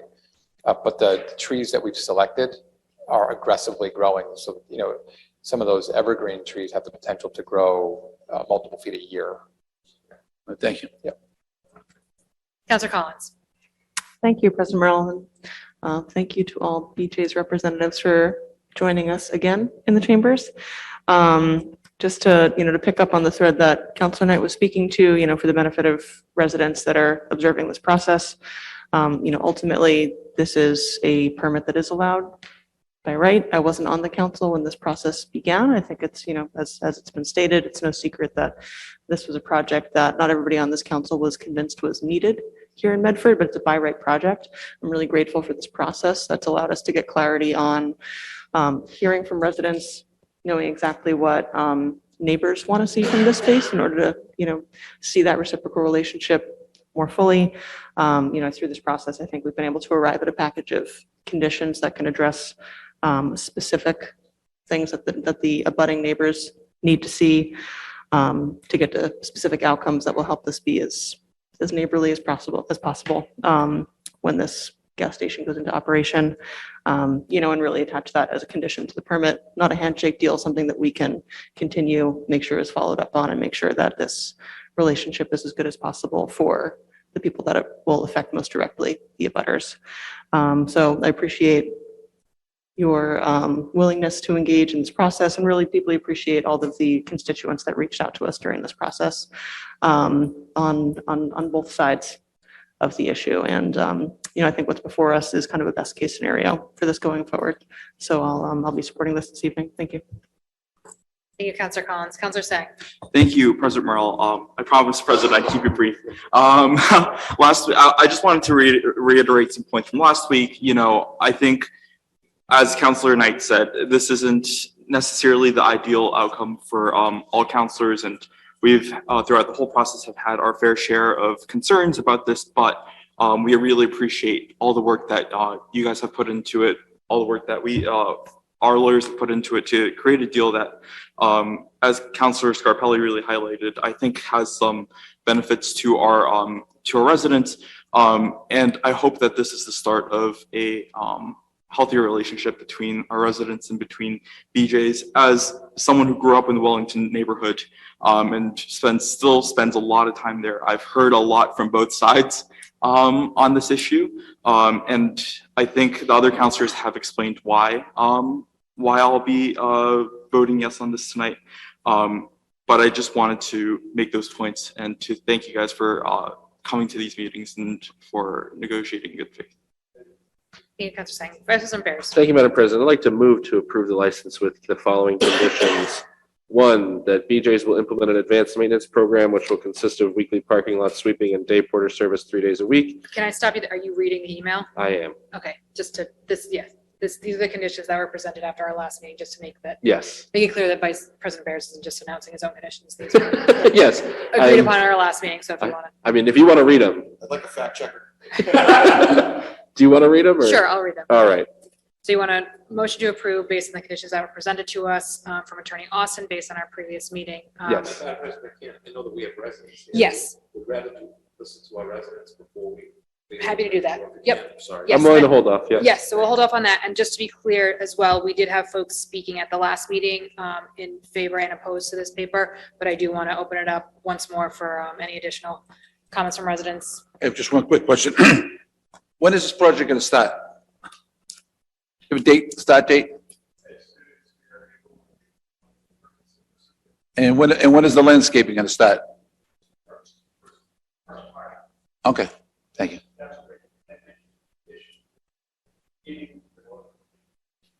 Okay. So if there's anyone else who would like to speak about the petition before us, please come up to the mic.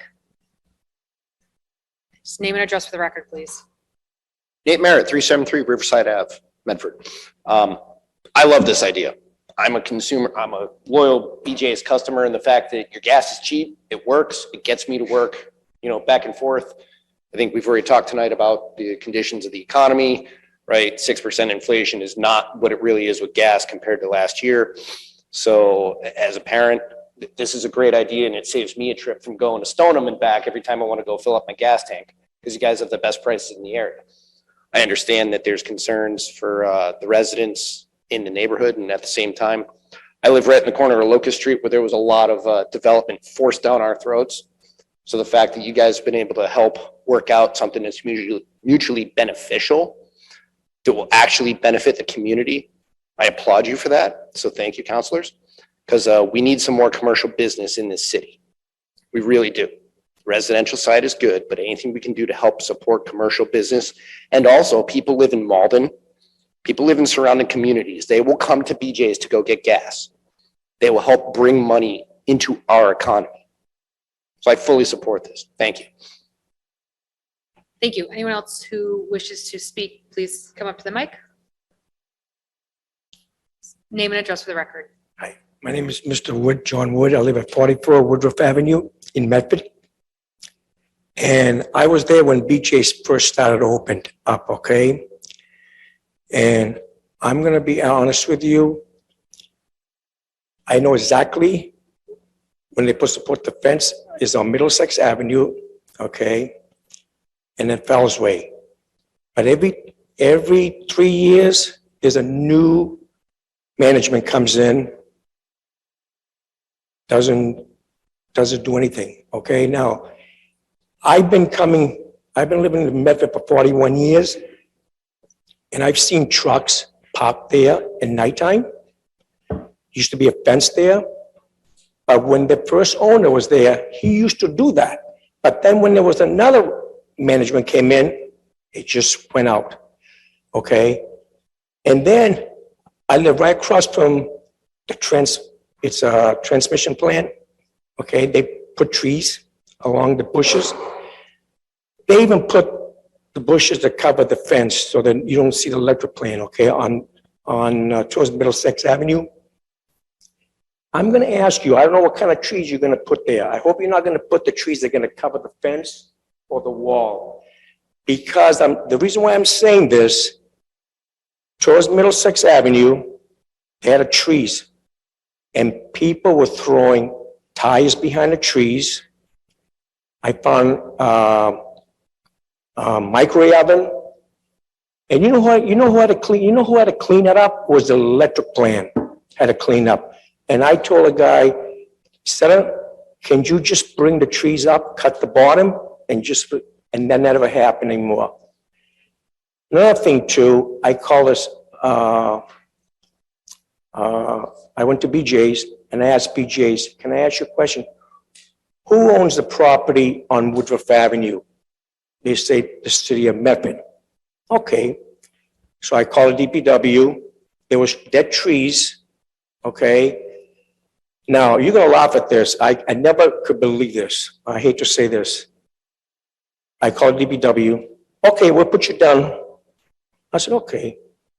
1 year goes by, 2 years go by, 3 years go by.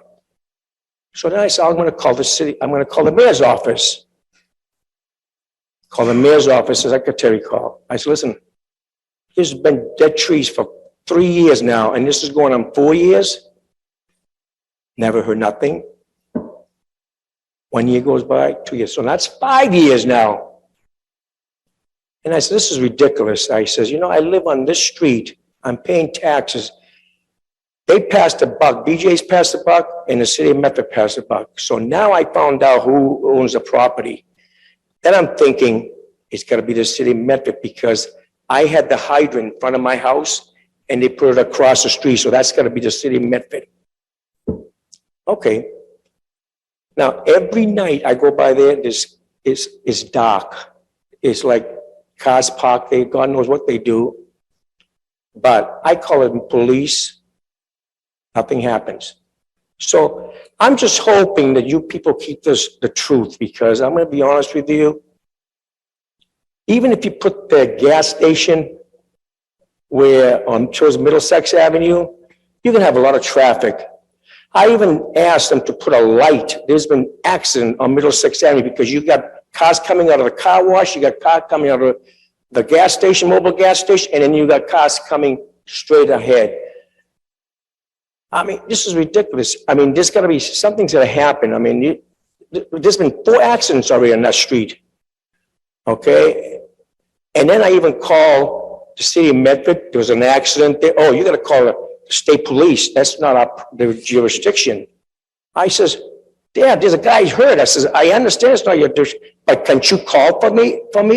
They finally did. They called the state police. And all of a sudden, the Medford police come. And I said to the Medford police, why are you here? I said, you told me that you don't have the jurisdiction.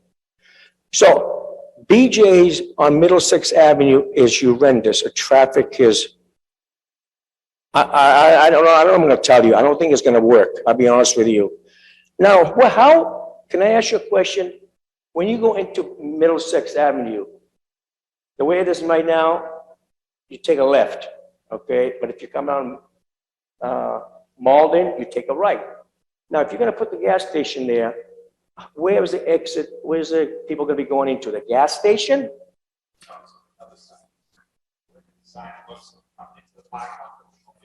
Yeah. Buy the gas station. They eliminated the one that's right near the Middlesex. But you can buy the gas station, go inside the parking lot, and then into the gas station. Now, where's the gas station gonna be? Is it gonna be towards to the right where that empty lot is, towards where the electric plant is?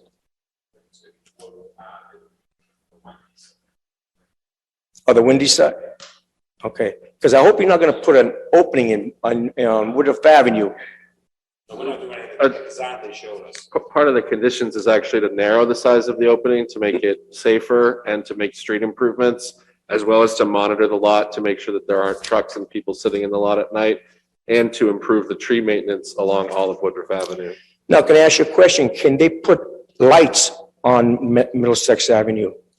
That's the state of the problem. That's what I've been hearing, the same thing, the state police, I know that. That's something we could ask the state delegates. We could ask our state delegates to light for safety purposes. We could do that separately, but this is that role. That's not. Because I live on Woodruff and I have to watch Tiki Island, gotta watch the gas station, then I gotta watch people on BJ's, then people come. And I'm sitting there for 10 to 15 minutes, and that's ridiculous. I mean, I don't know what to tell you. To me, I really don't want the gas station because I'll tell you right, the reason why, because of the electric plant. I mean, things do happen. Things do happen. I mean, and I'm glad you answered that because that's one of the questions I was going to ask you about. What happens if BJ's closed? What is going to happen in that? But you answered my question, so that was one of them. Then my next question is the trees, okay? Is the city of Medford going to take care of the trees? Like when they get tall and they hit the wires, do they take care of that? When they, huh? Just so you know, these are questions that Councilman has just asked, that, you know, that subjective line, listen, they got it, because the snow plows, we've got trees, whatnot, but the BJ's has been very gracious to understand that we'll work together in good faith. And like I said, what I like personally is that you have an issue now, when you call us, we now have a direct line to BJ's. We have a direct line to BJ's that as a facilities person is going to answer that question for us to take care of that. So the other piece too is this is something that we'll add as we move forward, but making sure the DPW, you saw them today, we don't have enough. Right. And they're going to be overseeing that land and that's going to be maintained by the city. And, you know, on the other side that, you know, that we follow through with the police. I like to hear that we've already started a process with a contract that BJ's has with the tow truck company, that anybody's in there idling and they don't move themselves, they're going to be hitched and they're going to go. So that's big, that's big. And so there are several conditions that I can read through that address some of your questions. I obviously can't guess the questions you're going to ask next, but there are several conditions that I can read through. And this is on top of traffic considerations and things that actually came to us before we started adding conditions. So I just want to note that. Okay. No, because the reason why I'm saying trucks are not allowed to go on the Fells Way. Okay, that's what we were told when BJ was being built. So the trucks have to come on Middlesex Avenue. Right. And if the trucks come on Middlesex Avenue, how are they going to make a left turn with the gas station there? I mean, I just don't understand it. I mean, I still can't picture. I can picture where the gas station is going to go, but is the way it is right now, it's towards the entrance, is towards like where the electric plant is. Do you understand what I'm saying? You're saying into the gas station? Yeah, I'm saying if the gas station is going to be there, Yeah.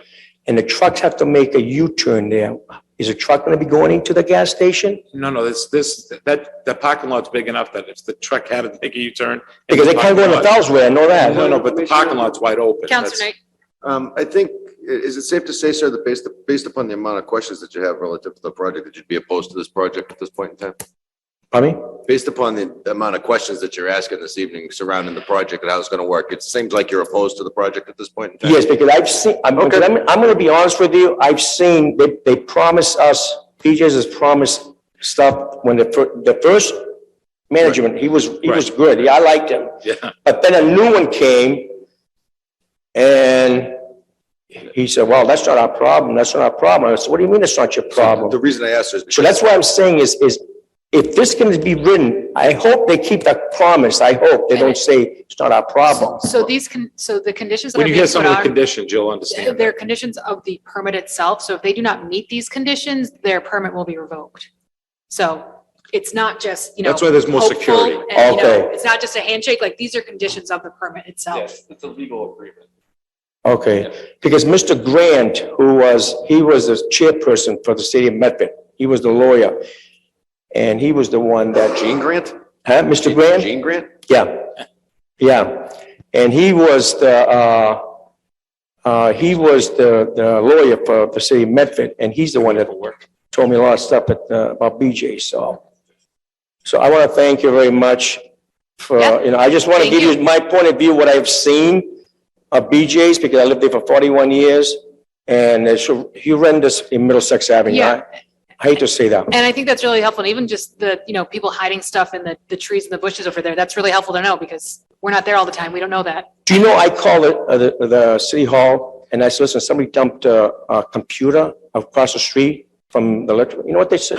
They laughed at me. What do you do about it? I said, what do you mean? I'm asking you, somebody dumped a computer, and there's a serial number. Can't you look it up? Oh, that's not our responsibility. And you know what I had to do? I had to pay for that, to have that, somebody's who dumped the computer behind the electric plant. And I said, that's not, should be my problem paying for somebody else's dumping. Huh? Well, at the time, I was being nice, so I did it. But then when they start putting the junk in their tires and refrigeration, I couldn't believe the stuff that the electric plant, and then they had to pay for that. So I just want to give you that, my problem, and I seen what I've been seeing on my street and Middlesex Avenue. So that's what I want to ask you, okay? Thank you. Thank you. Thank you.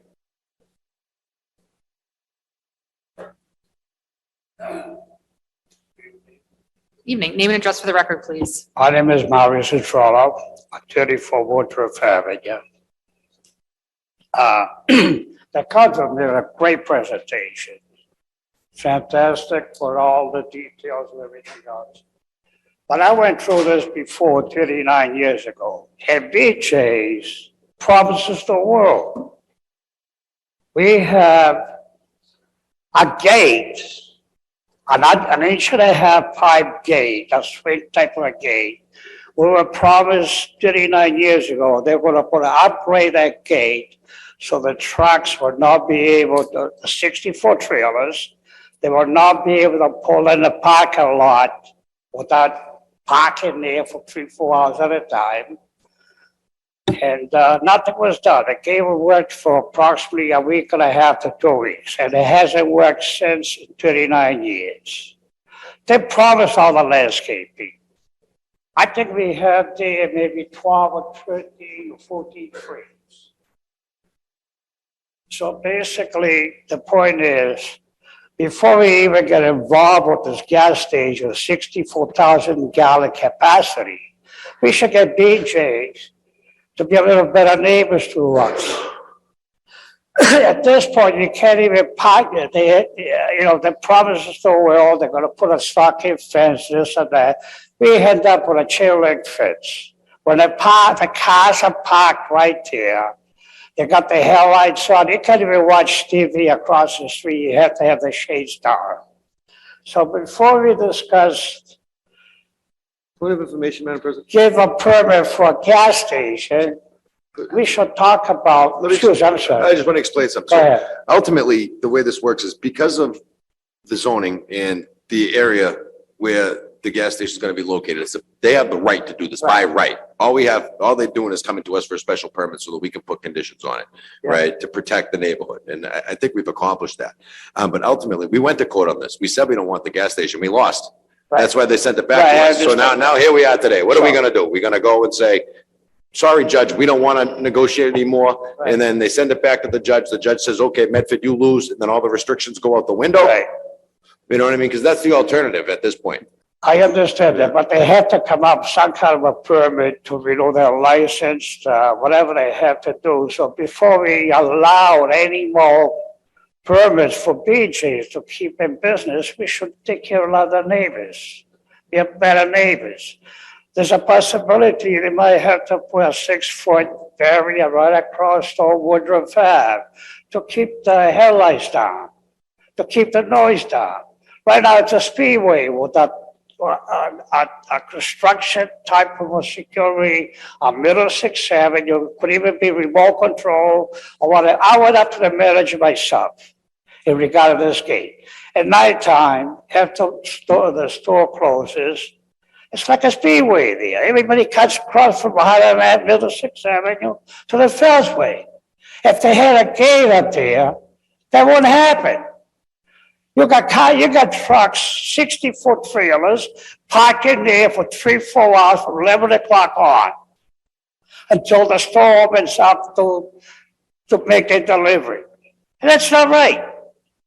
That's absolutely asinine for the neighbors to hear the truck running. So something should be done about that. Even put some type of a security gate across the houses with pillows, steel pillows, whatever they have to do so the traffic, it doesn't go through the parking lot. And what did we end up with all the promises from BJ 39 years ago? We got a storage propane tank, 100 feet from a residential house. That's what the neighbors are. And that's not right. Home Depot carries propane. You go down there, you bring your tank, they'll give you a tank. So there's no necessary for them to have this 5,000 or 6,000 or 25,000 gallon capacity of propane tanks. Now they want to put a 64,000 gallon gas station. I think this council should think about this. DJ should be better neighbors before we approve anything. Work with the neighbors. Point of information. That's what they would have to do. I Thank you, think Councilor this Knight. brings us right back to the beginning, right? That's why we voted no the first time. That's why we got sued. Because we said Yeah. BJ should be better neighbors, and that brought us to where we are today with all these conditions and restrictions that we have on the permit. Yeah. I think once you hear council. So, I mean, what we did was, we did exactly what you asked us to do. We just did it a long time ago and we lost in court. I understand that. Once council president meets it, I think everybody will understand what the restrictions are. Okay. Okay. I'm all set. Thank you.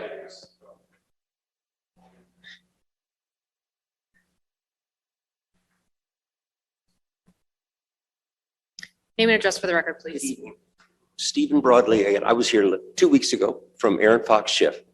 I only want to respond to one specific tone that I've heard, more specifically from you, Councilor Knight, and from others who are not interested really in this project, but somehow they have the feeling that because it went to court, you have to approve it. That's not at all what happened in court. Please don't speak for me, sir, because that's not what I think at all. I'm sorry. I want to speak for what happened in court because I was there. This matter was refused by this council in 2021. BJ's went to court, and in the court proceeding, the judge made no ruling about whether anything was right or wrong about what this city council did. What the judge did was to respond to an agreement between your assistant solicitor and the attorneys for BJ's. And he said, okay, you've agreed to take it back for another vote. And the judge said, okay, take it back for another vote. The judge did not express an opinion about whether anything was rational or irrational or right or wrong. You have a clean slate. Just because there is zoning that permits this project doesn't mean that you can't refuse it because of your special permit powers. And that's what you have. You're not short on recourse. You can refuse something that even though it meets the zoning, if you don't like it for reasons that you can articulate, then you don't have to vote for it. I just want to clarify and make sure that the city council, in my view, understands that they have full powers under this special permit to refuse this if they really want to refuse it. It's not being forced down your throat by anything that the court did. Thank you. Thank you. Anyone else who wishes to Just to speak? that point, Madam, Counselor Knight. just to that point, and I thank the gentleman for putting the words in my mouth. But ultimately, why would our legal counsel agree to bring it back if we had such a strong case? All right, why? Makes no sense to me. Obviously, because we weren't negotiating from a position of power. And now we had the opportunity to negotiate a stronger agreement than we had when we were going in. Thank you, Counselor Knight. Any further, anyone else would like to comment? Before we get to the conditions, I just want to reiterate my point from 2 weeks ago. This is not something I want to approve. If it were my choice, we would not be approving any more fossil fuel infrastructure. It's not something we need. It's not the way the future is going. And I'm also, to the attorney's previous point last week, I do not believe BJ's is doing this out of the goodness of their heart. I do not believe that. No offense. And it is because that I do believe I have to vote yes for this, because we have set these conditions that address the issues that the neighbors have had. And I believe that if we are to lose in court, if we were to go back again, we're not going to get anything. And we won't address any of those conditions because I don't believe this is a goodness of the heart issue. This is a legal matter. This is an agreement that we're trying to set forth. And that's why I'll be voting affirmatively. I could vote no. And my conscience says that to get the neighbors what they need, it has to be a yes vote. So going to the conditions. So we have a motion from Vice President Bears to approve with the conditions, and the conditions are, and these are from the council, these are in addition to the plans that came before the council, which have a number of traffic and safety changes. So landscaping, 1, BJ's will implement an advanced maintenance program, which will consist of weekly parking lot sweeping and day porter service 3 days a week to remove any litter in BJ's parking lot. BJ's will not conduct any such parking lot sweeping other than for an emergency reason between 11 p.m. and 6 a.m. Biannually, in the spring and fall, BJ's will conduct on-site landscape cleanups to remulch landscaped areas and to remove leaves and to vacuum any solids present in the storm water system. 3, BJ's will empty exterior dumpsters on an as-needed basis, but in no event less than once per week. 4, BJ's will ensure that all on-site trash receptacles be covered with a flap lid opening to prevent trash from leaving the dumpster. 5, BJ's will ensure that all existing landscaping and any new on-site landscaping added will be maintained such that any dead trees or shrubs will be removed and replaced.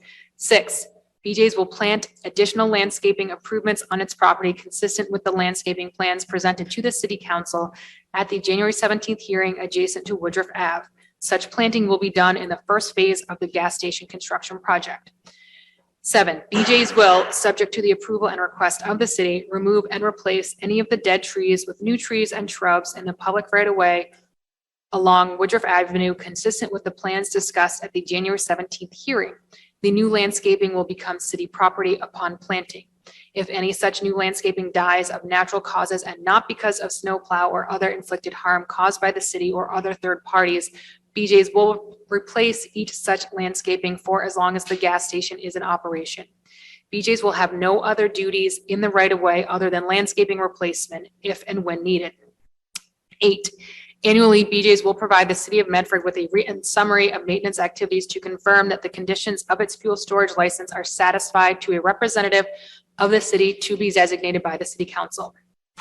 BJ's representative. 9, BJ's will designate a corporate representative who shall be the regional maintenance manager or his/her designee and shall provide the BJ's representative's contact information, both email and telephone number, to the City of Medford to allow for communications between the city and/or of its residents regarding any exterior maintenance concerns. The city will not publicize such contact information or place the contact information on the city's website, but the city may provide such information to residents or public officials who request such information.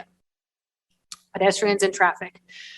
BJ's will employ vehicular traffic patterns for the gas station as shown on the site plans approved by the City of Medford Community Development Board. 11, BJ's will reconfigure the maintenance entrance drive at its property site and install new sidewalks and crosswalks consistent with the plans approved by the City of Medford Community Development Board.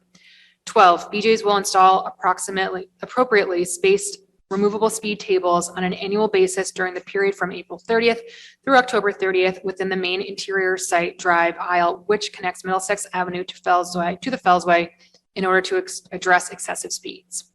EV charging stations. 13, BJ shall install 4 EV charging stations in its parking lot.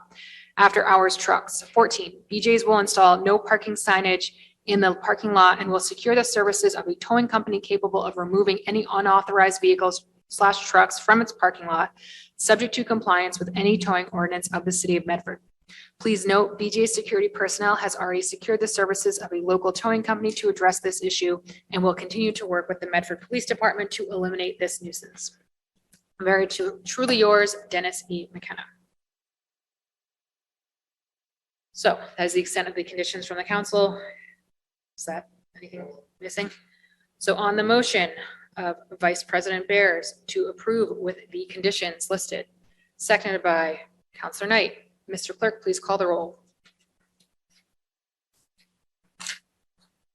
Vice President Bears. Yes.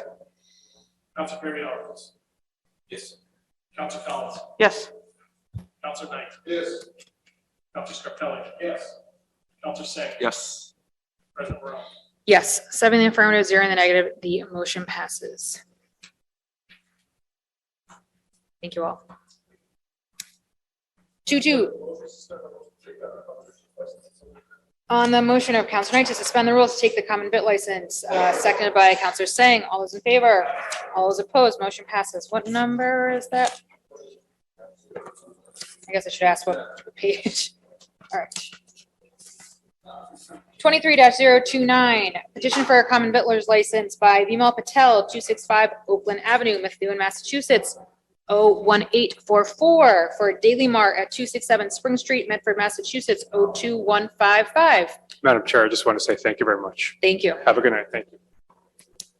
I will go to Councilor Scarpelli of the Licensing Commission, and if the petitioner could come up to the podium as well. Good evening, all. Good evening. We'll go to Councilor Scarpelli first. Hi, good evening. Everything looks like it's in order, and I know that councils will have some questions, but just a brief description. Are you changing over management? No, yeah, I just recently bought the store, Okay. but we will keep everything the same. Every hours As are the is. same, that, Everything same. okay, so I know that the previous owner did a very good job in that area. Yeah. I know that both the liquor store and really kept that area. It's one of the areas that kept it clean out front with the scratch tickets and the nips. It's Right. been a big bone of contention in the area, so I hope you'd maintain that same. We will maintain. All right, we appreciate Yep. that. So again, I see everything in order. Madam President, I move approval pending any questions from my council partners, so. Thank you, Councilor Scarpelli. Any questions or discussion from the council? Seeing none, on the motion of Councilor Scarpelli, seconded by Councilor Knight. All those in favor? Aye. All those opposed? Motion passes. Good luck, Mr. Thank you so much, guys. Thank Thank you. you. Good luck. Good night. Sorry for the wait.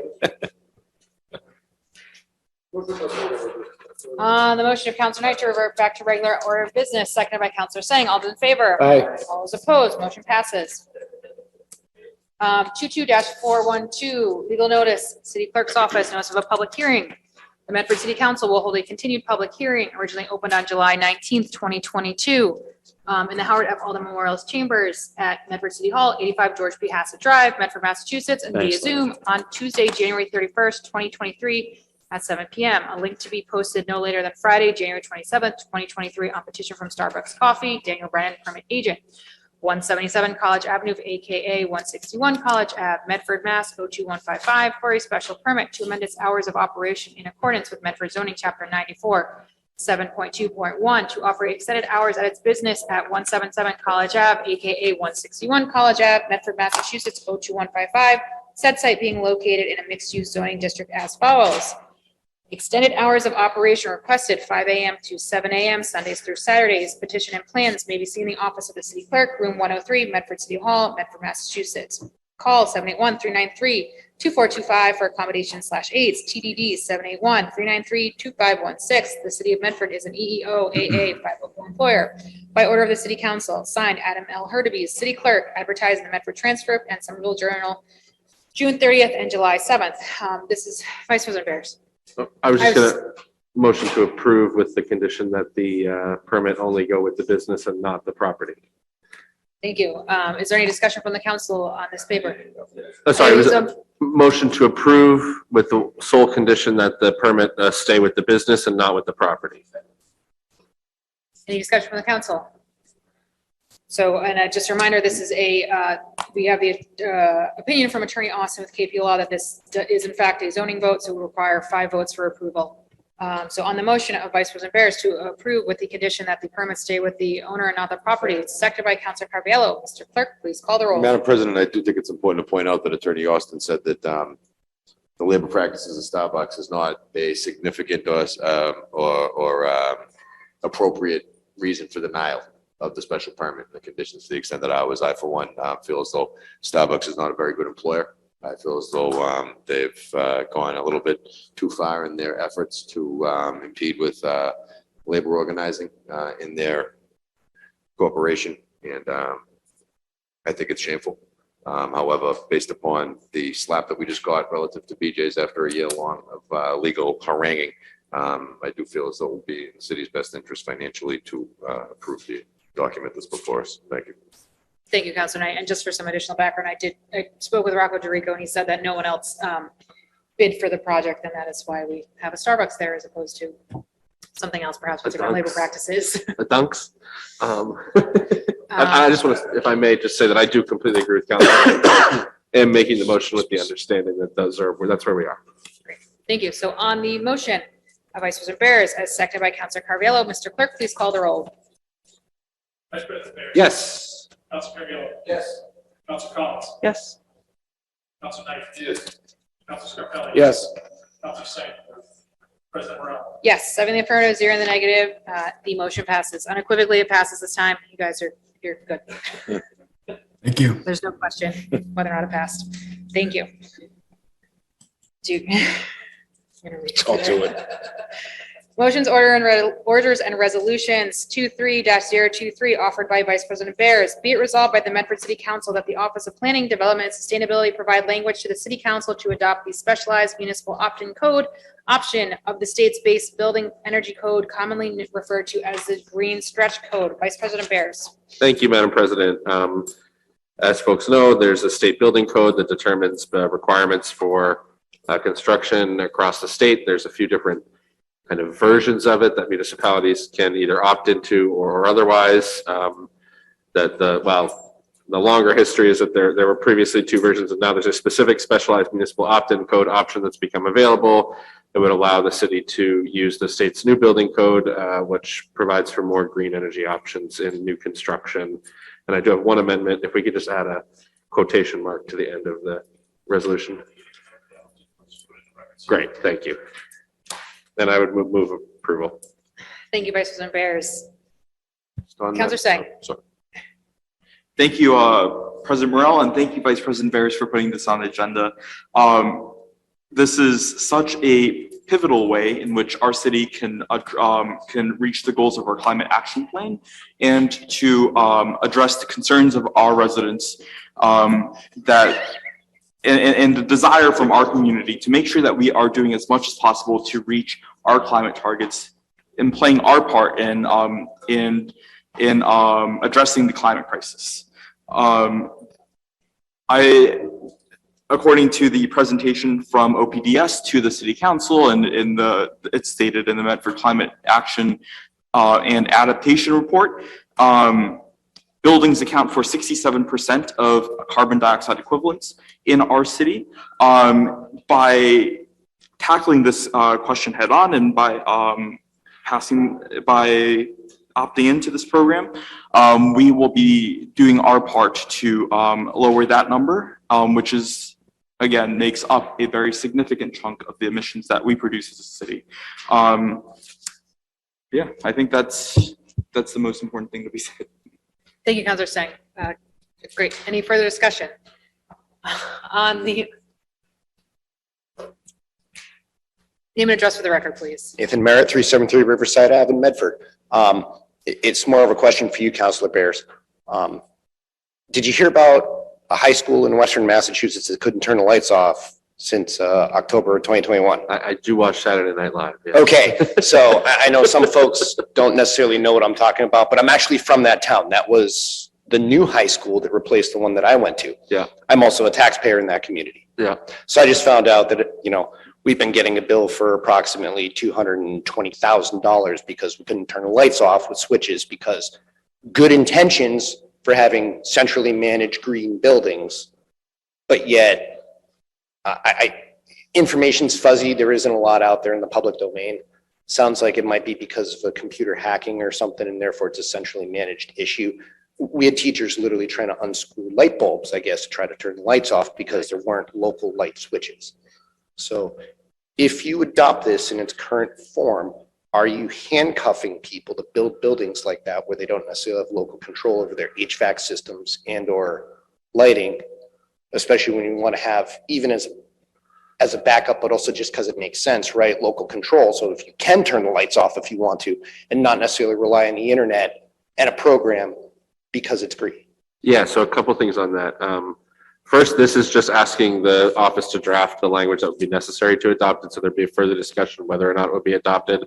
Secondly, my understanding, and I'm neither a contractor nor working at the State Department of Environmental Affairs, but my understanding is it's kind of sets conditions, but it doesn't require specific systems. So it would actually be the designer of whatever the property is to, if they chose a system like that, then they would be making that choice. But it doesn't say you have to have XYZ system in place. So, I know there's a lot of, for example, our library is a very green building and it does have local lights in there. So, yeah. Okay. Like I said, good intentions, right? Yeah. By all, I'm sure that we're involved, but at the same time, it's really embarrassing. And you've kind of shot yourself in the foot from the green objective when you've literally been just setting energy and money on fire. And Yeah. the city can't afford it, quite honestly, to make that kind of mistake. True enough. So just making sure that at least. Point you of consider those information, I think it's important to point out this doesn't just apply to municipal buildings, it applies to private residential construction. Right, this- as well, this you know would what I be mean? all So new it's construction. It's not just municipal construction, it's all new construction. Yeah. Sure. As long as you're not handcuffing even private businesses that want to, build a building, right? That they all of a sudden have to adopt something that's remotely, internet only controlled. Yeah, I because- don't think there's any, it's more of a broader set of requirements around general principles of environmental, the climate goals, so. Okay, great. Thank you. Nathan, do you know who did the project in your hometown? I don't, but, Because chances are, if you did, they'd probably end up hiring him here in Medford to do it. actually, it may have been, I'm I not think it's positive actually if a it was. separate company for whatever's running the lights. It's not the. It was a subcontract. It was a Yeah, subcontractor yeah. who built the building, but Well, bring it back when we have the new high school building committee, because we're not going to want to use them. totally agree. But, and just as you're doing other, projects in the city, Yeah, yeah. right? Not just the high school, but Yes, no, I'm with you. when I find out, I'll let you all know. But as a taxpayer, yeah, we want some heads on pikes for that one. Thank you. Thank you. Please no. On the motion, yes, figuratively. On the motion, Vice President Barris, seconded by Counselor Collins. All those in favor? Aye. All those opposed, motion passes. 23-024, offered by Vice President Barris. Be it resolved by the Medford City Council that the city administration inform residents about the MBTA policy change to allow 2 bus trips and 1 subway trip on a single fare. The additional transfer will likely be required for some residents impacted by the MBTA bus redesign project. Be it further resolved that the MBTA more widely communicate that policy change to riders. Vice President Barris. Thank you, Madam President. I just want to thank Anita Nagum for bringing this to my attention, which is that there was kind of a pretty major policy change by the MBTA over the summer that didn't get a lot of fanfare, which is that if you pay a single fare, you can now transfer from one subway trip to 2 additional bus trips. It used to be just 1 and 1. So, that's a pretty significant difference, probably making a difference for a lot of folks who use the MBTA. But especially in the context of the bus redesign project and parts of the city that are now going to need to make additional transfers to get to where they're going. There may be folks who would have said in the past, well, I'm just going to do another route because I don't want to pay 2 fares. And they actually maybe wouldn't have to do that and would be able to save that money, especially builds up if you're doing it every single day, as anyone knows. So just wanted to put that out there. I think, we've had a lot of communication about the bus redesign project as a city. The MBTA has not done its job. Residents have taken up that spirit and done the outreach themselves. But, as actual routes start to change or stop starts to change, I think it'd be important for riders to know that this is an option for them. And obviously, I also included to ask the MBTA to do that communication, but that is not quite as easy for us to ask for. So thank you, Madam President. Thank you, Mr. Bears. Any discussion? Name and address for the record, please. Anita Nagum, 9 Norton Ave, Medford. Councilor Bears, thank you for pronouncing my name correctly. I just wanted to address this MBTA fare policy change. It was apparently changed last July. I found out by chance because I was attending the last public meeting about the bus network redesign. No mention of it was made by the MBTA, but during the discussion, I pointed out that many Medford residents were now being told to take 2 buses and a subway, 2 buses to get to Davis Square. And I pointed out that that would effectively double the cost of their trip in each direction. Well, an MBTA representative responded and said, oh, we changed the fare policy last July. That was news to me. I ride the T regularly. My husband rides it every single day of the week. Neither of us knew anything about this. There are no signs anywhere. I looked on the website. It is posted there. But riders need to be informed of this. I strongly suspect that they are waiting to announce this until the changes for the bus network redesign are implemented so that they can say, oh, we're changing this and you're going to have to take 2 buses now, but we're changing the fare. The fare policy is in effect right now, the change. And just a couple of other things regarding the bus network redesign. The city of Medford pays a substantial sum to the MBTA. Yet this new plan is going to cut bus service to West Medford and North Medford significantly. The southeast edge of Medford is going to get much better service if you can get to this new high-frequency route. But the rest of Medford is going to be affected. And the city of Medford should push back more against the MBTA's plans. Right now, there will be no bus to the Red Line between the end of Boston Avenue and at High Street and the Rotary at Winthrop Street. That is a full mile. When the MBTA designed this plan, they decided that being half a mile from a bus route was acceptable. I don't know if you've noticed, but there are posters around the city of Medford. I've been posting signs to encourage people to continue submitting feedback because the MBTA plan did approve the plan, but told them to continue adjusting it based on feedback. Every person with whom I have spoken and explained this to says half a mile is ridiculous. What if you are elderly? What if you are disabled? What if you have children? What if you are carrying groceries or heavy packages?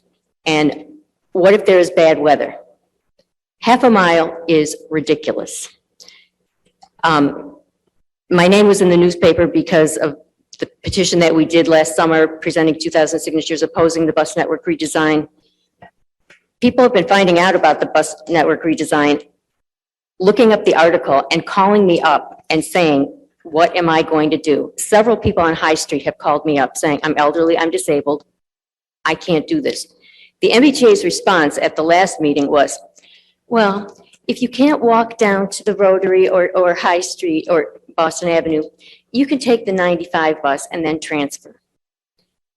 That's very nice in theory, but it adds probably at least,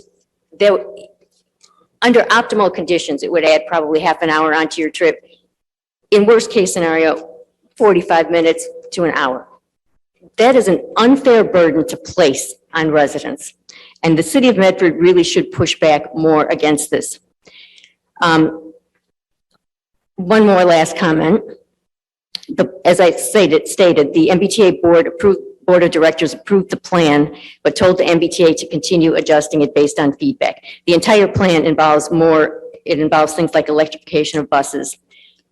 So I started putting up an additional round of posters 3 weeks ago. I've been in touch with State Senator Jelen, and her chief of staff encouraged me to continue urging others to submit feedback. Before I started putting those posters up, I checked the MBTA website. There was a bus network redesign feedback form. Last weekend, I looked at the website. That feedback form had been removed. I do not think this is a coincidence. The same thing happened last summer.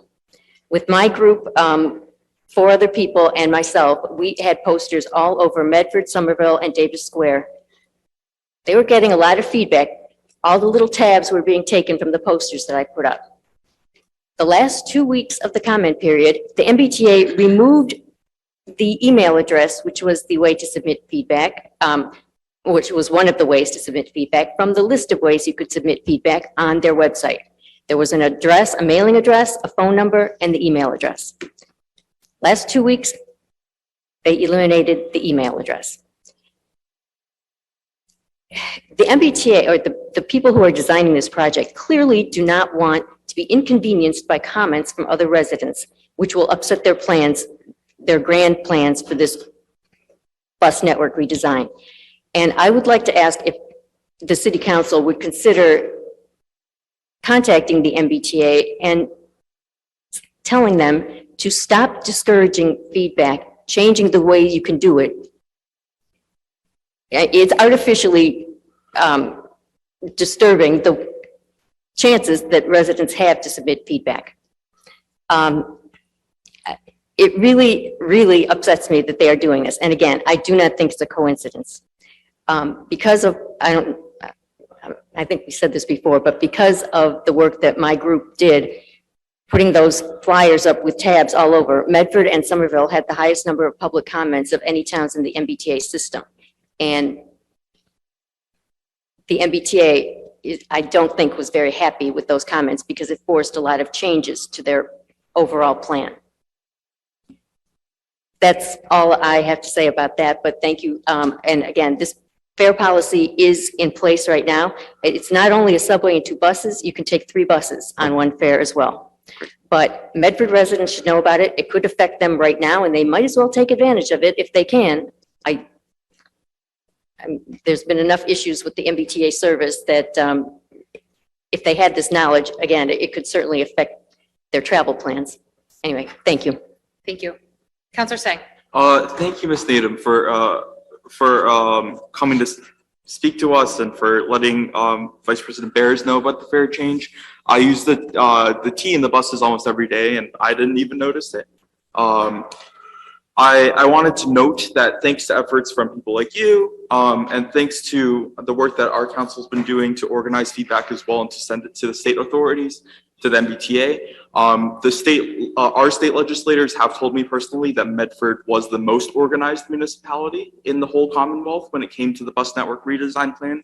And you mentioned that we did get a lot of bus service back, not enough, but we did get a lot of bus service back.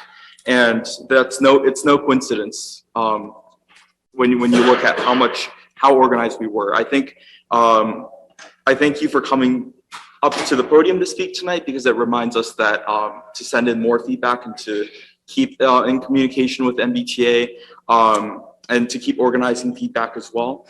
It is upsetting to hear that the feedback form is now closed and that the link is not on the website anymore. I know I've had friends and neighbors use the MBTA complaint forms, and last week it was down for a few days as well. And so that's certainly something that we should contact our state reps about and try to create more political pressure on the MBTA to get that back up and fixed. This council knows how frustrating it is to work with the state government and with the MBTA in particular on these issues. For example, when the Orange Line shut down, our city government reached out to see what they needed from us when it came to traffic flows and traffic plans, and they didn't get any response from the MBTA when we reached out. It's stuff like that I think really damages the relationship between the MBTA and municipal governments in the area. But I just wanted to say thank you for your effort. Thank you for bringing this up to us, and we will continue to do our best to stay the most organized municipality in Massachusetts. I just want to mention, the feedback form is closed, but now you can, the only way to submit feedback is to email it. And going to the deactivated feedback form link does tell you that you have to submit comments via the email address. But every step you take like that, every time people are forced to make that extra step, it decreases the number of people who are going to submit feedback. Right. I had posters up all around. I don't know if any of you've noticed them on pink poster board. They've generated a huge response. I had to go around last weekend and change all of them, updating them with the new information. It was not, I'll just say it was a very time-consuming process. Again, the MBTA gets a considerable amount of money from Medford. And just regarding this overall bus network redesign, they want to have high-frequency service on a small number of routes, but they don't have enough money to do it everywhere. So to do that, they have to cut service in other places. Again, the southeast side of Medford is going to get the new high-frequency 96. Initially, that was just going to stay really on the south border of Medford, and they claimed, oh, we're bringing high-frequency service to Medford, where 90% of Medford would not have even been able to access it. Because of the petition that we did, we got the 96 back to Winthrop Street, which will help a larger segment of Medford access the bus. But again, a lot of West Medford and North Medford are being left with very little service. And generally, I'm in favor of high-frequency service. I think they should go for it, but there should be a baseline amount of service across the entire system before they start giving extra service to other people.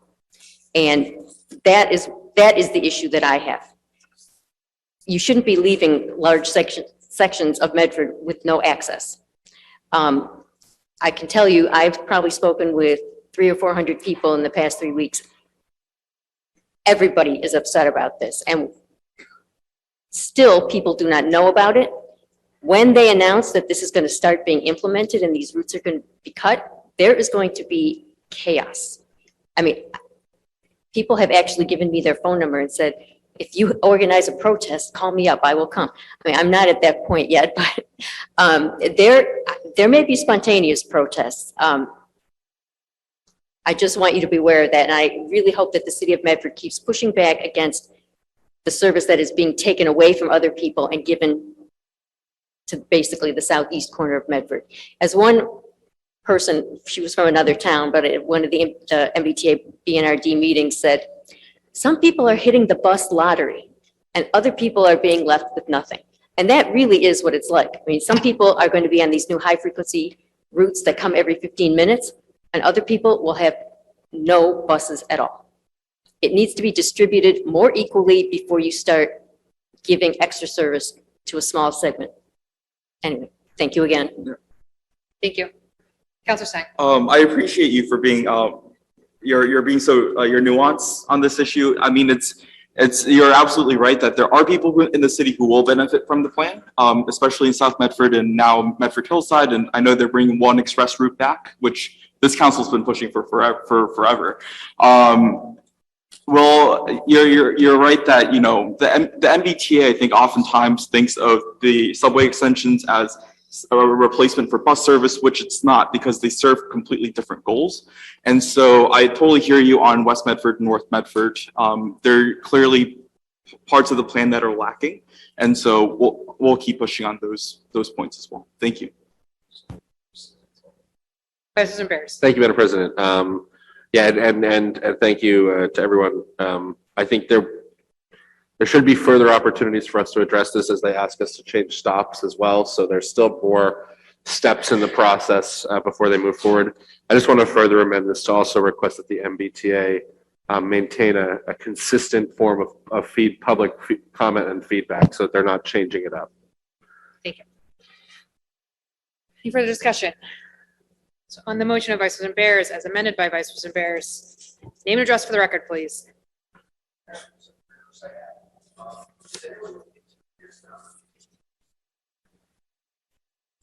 Oh, your mic's off. The little person. You're good. Okay, thanks. Has anyone looked into if there's a gap in service, is there something the city can do and perhaps maybe generate some revenue while helping out the citizens? You have school buses. No, I'm not saying compete with the MBTA, but if the MBTA isn't going to move and you do have some infrastructure in place, we have school buses, we have drivers, perhaps there's an opportunity where the city can help the community and fill in the gap if the MBTA isn't going to cooperate. I think Counselor Singh? It's probably not at the level that you're thinking of, but I do know OPDS has been looking into it for the last few months. And looking into grants that we could get from the state government to run kind of our own bus network that, or minivan network, something like that, that goes to different neighborhoods that are underserved. But to be completely transparent, I think they think that it'll take a few years for us to get that grant in the first place. But they are looking into it and they're looking for ways to, I'm asking them for ways to expedite it. So yeah. Okay, great. Just Point of information, Madam President. Counselor Knight? I also don't think it's a good idea for the city of Medford to start getting into the transportation business now. We can't even friggin' sharpen pencils in City Hall. We're gonna start friggin' running buses all over the city. I mean, let's be honest here.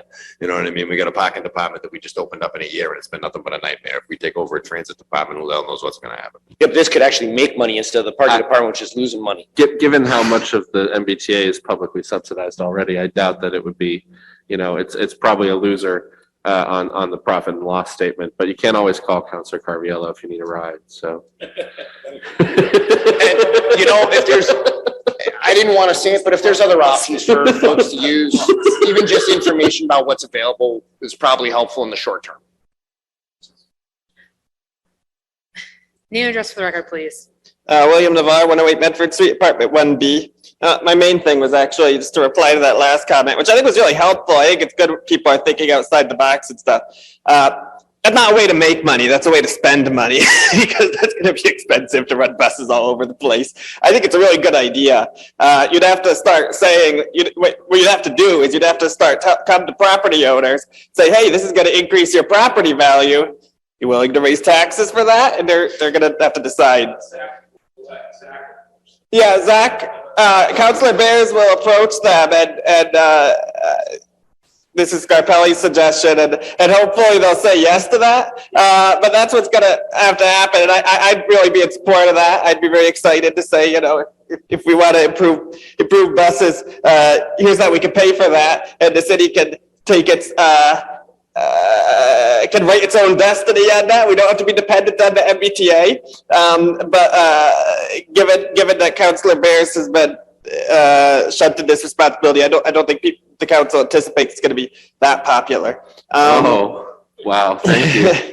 I would just like to note that a lot of people have been saying yes to a lot of ideas that I believe in lately. I would say yes to this idea, absolutely, to be clear. And there was one more thing I was going to say, and that is that I do think that as we go through this idea of the high frequency transit, I think that one real benefit of that is that it's going to provide a lot of opportunities where people really can, at a practical level, live in a lot more sections of Medford without a car.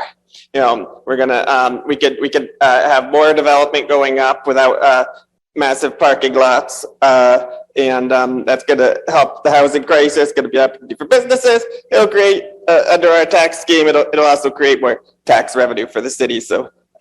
As that happens, I hope the city will take advantage through that zoning and so on. Thank you. Thank you. I was like, you also said thank you. On the motion of Vice President Bears as amended by Vice President Bears, seconded by Councilor Collins. All those in favor? All those opposed? Motion passes. Thank you. 23-025 offered by Councilor Scarpelli. Be it resolved, the City Council invite a member of the City Administration, Neil Osborne, and a representative from the Medford Fire Department to discuss issues and concerns dealing with fire trucks and human resource questions. Councilor Scarpelli. Thank you, Madam President. To be just, if we can call these representatives from these fields, I think that there's some questions that were brought up tonight that we really need to get some clarification as city councilors. And then the other piece is also the fleet, dealing with the fleet. I know that there's a few trucks down right now, and we do have a Boston City truck. People have been asking me, why do we have a Boston City truck? I've talked to a few firefighters and they explain, so there's reasons for it. But it'd be nice if we get a report with, dealing with this with all the parties involved, meaning, city administration, the HR director, and a representative from the fire department. That'd be great. So if I could call for that, make a motion for next week, our next meeting, to invite all those parties to be present at the meeting, regular city council meeting, just to give us a brief update on what's going on, just so we have an understanding. But I don't see it happening, but it's just a thought. Thank you. Thank you, Councilor Scarpelli. So on Versus and Bears. Sorry, just a quick clarify. So this item would reappear on the agenda for 214. If we can, yeah. This is really just to, to get the conversation started. We heard some, we heard one person talking about issues that we can't talk about. So this is why we're talking about it. From what we heard, it's distracting and devastating working in a municipality. What was said tonight, that you have to wait for the open enrollment, not true. That I could tell you that working firsthand. So, but I do want all the parties in place so we can dispel any rumors and move forward to try to help our firefighters who don't have insurance, and at the same time also ask for, the representatives from the fire department here to tell us what we need to know. Thank you. Thank you. So with those intentions, is the motion to table it until the next If we meeting can, and right, invite those right. folks? Right, if we can. That's Okay. what the whole idea is, to approve it and Approve then, it. Okay, and then approve it and have it reappear on the next. right. Can we do that? What would you like?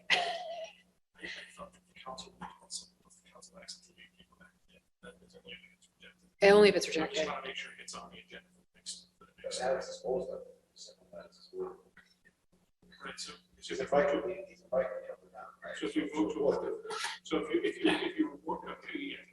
If we change it, if we change the wording, say we would like them to report back. Yeah, so if we can, just, thanks. Everyone understand that?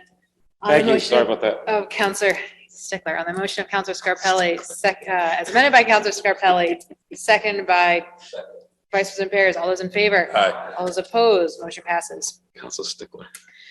23-026 offered, what? No, he's a stickler. Yeah. Everyone, I don't know. 23-026 offered by Vice President Bears. Be it resolved by the Medford City Council that the Elections Department and local U.S. Postal Service communicate with residents about when they can expect to receive their census forms given the recent mail delays. Be it further resolved that the Elections Manager and Elections Commission provide an update on the status of the 2022 Elections After Action Report requested by the City Council last fall. Vice President Bears. Thank you, Madam President. It is season for city census forms. If you don't fill out your census form, you'll be marked as an inactive voter, and you'll have to provide additional information to become an active voter again when you go to vote in November. So, I just want to make sure that, given there's been a lot of mail disruption and delays in mail across the city, that, that the forms are sent out and that, they'll be accepted, potentially extending the deadline by which they'll be accepted, or making clear to people that as long as they submit them before X date, they will be marked inactive. I just think that really needs to be clarified, because there are places, folks have been reporting, it's spot reporting. My mail's been pretty good, but people have been spot reporting, not getting mail for 3 or 4 days at a time. And so that's funny, because my mail has been good every day, and you live like 5-minute walk and it's not coming to you. So there's been different issues, and I know that USPS is understaffed and there's also some national issues there, but really just want to get that communicated out, because I know maybe some folks expect the census to come at a certain time and then it doesn't come, so they're not expecting it when it does, so they're not looking for it, whatever it may be. Just maybe do a little bit of additional communicating with the city. We also did receive the Elections After Action report today at 4:16 p.m. So that second clause is not there, but I do know that I have two questions. So I haven't been able to read that report, so I don't know what it says. So just want to put that out there. I do have two questions. I want to strike that second paragraph of the resolution. I proposed an amendment to strike that since we did receive the report. And I'd like to replace it with two things. The first would be, and Mr. Clerk, let me know when you're ready.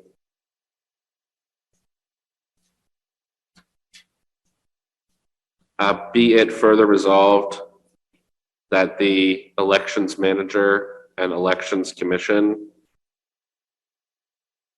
share whether postcards will be mailed to all residents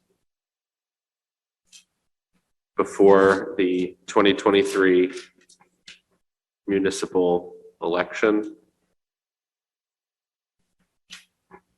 asking them if they want, sorry, go ahead. Where are we up to? 10 o'clock. That too. 2023 municipal election, asking them to. If they want to vote by mail.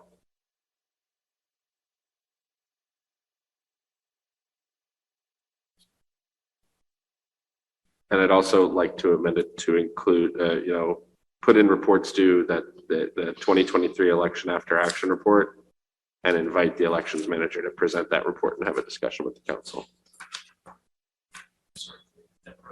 Sorry, I'd just like to add to reports due the 2022 election after action report, and request that the elections manager come to present it and discuss it. And I can email that to you after. Just want everyone to know what I'm requesting. Councilor Scarpelli. Thank you. I know, I just informed just to share some information. Thank you, Council Bears. But it is out to the public that as of January 24th, that the 2023 annual census will be arriving in your mailboxes within next week, which means they should be arriving this week or next week. So everybody should look out for that. And again, just to reiterate, the importance of the census plays a lot to do with what funding we get here in the city of Medford. So it's very important that people do their due diligence in making sure they fill out their census. So thank you. Councilor Carviallo. Madam President, thank you. With the delay in mail, I think we've all been getting barraged with phone calls and emails. And I've been referring everybody to Congresswoman Clark and Senator Warren and Senator Markey, because that's where I think they think we have something to do with it. When I try to explain that we don't, and don't call your state representative because they don't have anything to do with it. It's a federal issue, but you got to barrage them and tell them. I get mail every couple of days, and a couple of weeks ago, I got mail at 10 o'clock on a Saturday night. My ring bell goes off, and I see this guy walking on the stairs at 10 o'clock. I'm saying, who's this? Who's the mailman? And he said I was forced to do a double route, but Wakeman's pays more money than the post office now. So that's why, they're not, they don't want to pay anything. But yeah, you have to tell them to just, continue to call you the federal representatives to get this mail situation squared away. Thank you, Councilor Carviallo. Councilor Knight. Madam President, Councilor Bears brings up a good point, and it really never was a practice. It's something that I experienced previously, where when you don't fill out the census, you get removed from the voter rolls, and it's created some significant level of confusion across the community. In my historic involvement in the city, up until we hired an election coordinator, we really never removed anybody from the rolls if they didn't participate in the census. So, you get into a situation where someone gets removed from the voter rolls for not filling out the census. Now they become an uninformed voter, all right? Because now they're not on the voter rolls, so they don't get mail. They don't get mail, right? So they get mail from no candidate. So they become an uninformed voter. So now you have an uninformed voter that's, me, for example, I haven't missed an election since I was 18 years old. I didn't fill out the census this year. I went to go, last year, I went to go vote, and I wasn't allowed to vote. I was on the ballot. My name was on the ballot, but I wasn't allowed to vote. It's a bad practice. You know why? Because that person that goes into the voter booth to vote and they get told that they can't, or that they're not on the list, or that they're inactive, is going to turn around and walk out the door, and there's a chance they might not come back. So now we have someone that's become an uninformed voter because they're not getting any mail from the candidates because they're not showing up on the voter rolls. And then when they go to vote, it's actually an impediment for them to casting their ballot. So I think the practice needs to be looked at. And again, it was never an issue up until we created this election coordinator's position. Now we have an elections manager. But I think it's a practice that needs to be looked at. It's a policy that needs to be reviewed because, everybody talks about wanting to drive more people out to the polls. How do we get more people out to the polls? We don't have election day anymore. We get like election month for cry eye, right? You can mail it in, you can friggin' come in from, pretty soon we're going to be able to vote through our television or do it on the internet, right? And it's going to be able to be something you can vote for whoever you want, whenever you want for this month. You know what I mean? So, the way that we're expanding access to voting, doesn't make sense to me to take people off the rolls for not filling out the census. I think that there's a better practice or a better way that we can look at it, especially if you look at the vote history of an individual. I mean, you're going to see someone that voted in 15 municipal elections in a row or 20 elections in a row, and you're taking them off the rolls, but they live there, they paid their tax bill. So it's just something that I find very confusing. You can't, the way the system's set up, you can't register to vote in two communities. You're going to get caught I don't know. It's just, I don't think it's a great practice that's conducive to promoting participation in elections. Thank you, Councilor Knight. On Vices and Bears. I had my hand up. I I just wanted to clarify one quick thing. It's just that you're marked inactive. It's not that you're taken off. So you're still registered to vote, but you do have to provide additional documentation around your address. So there is definitely a barrier that's created when you're marked inactive. I do believe though that that's actually a function of state law. So I don't think it's a city policy. But I'd definitely be interested in. I thought it was like one of those things where you may, but you not shall. And that would be good to know. My understanding is it isn't, but if it's the other way around. Everyone's still blaming you for kicking everybody off the rolls Again, 4 years ago. which is one reason why I've reviewed this section of the law. But yeah, I just wanted to clarify that and further just state that when I bring up working with the local U.S. Postal Service, I mean the staff at the Medford branch of the post office. In the past, there has been a historic relationship between the registrar of voters, now the Elections Commission, and that office, especially as it relates to absentee ballots and vote by mail and the city census, to make sure those things go out in a timely manner. And I want to make sure that relationship is maintained and that continues to happen, as you noted, and everyone's noted that there is just a lot more election-related mail happening now with so much vote by mail. So thank you, Madam President. Thank you.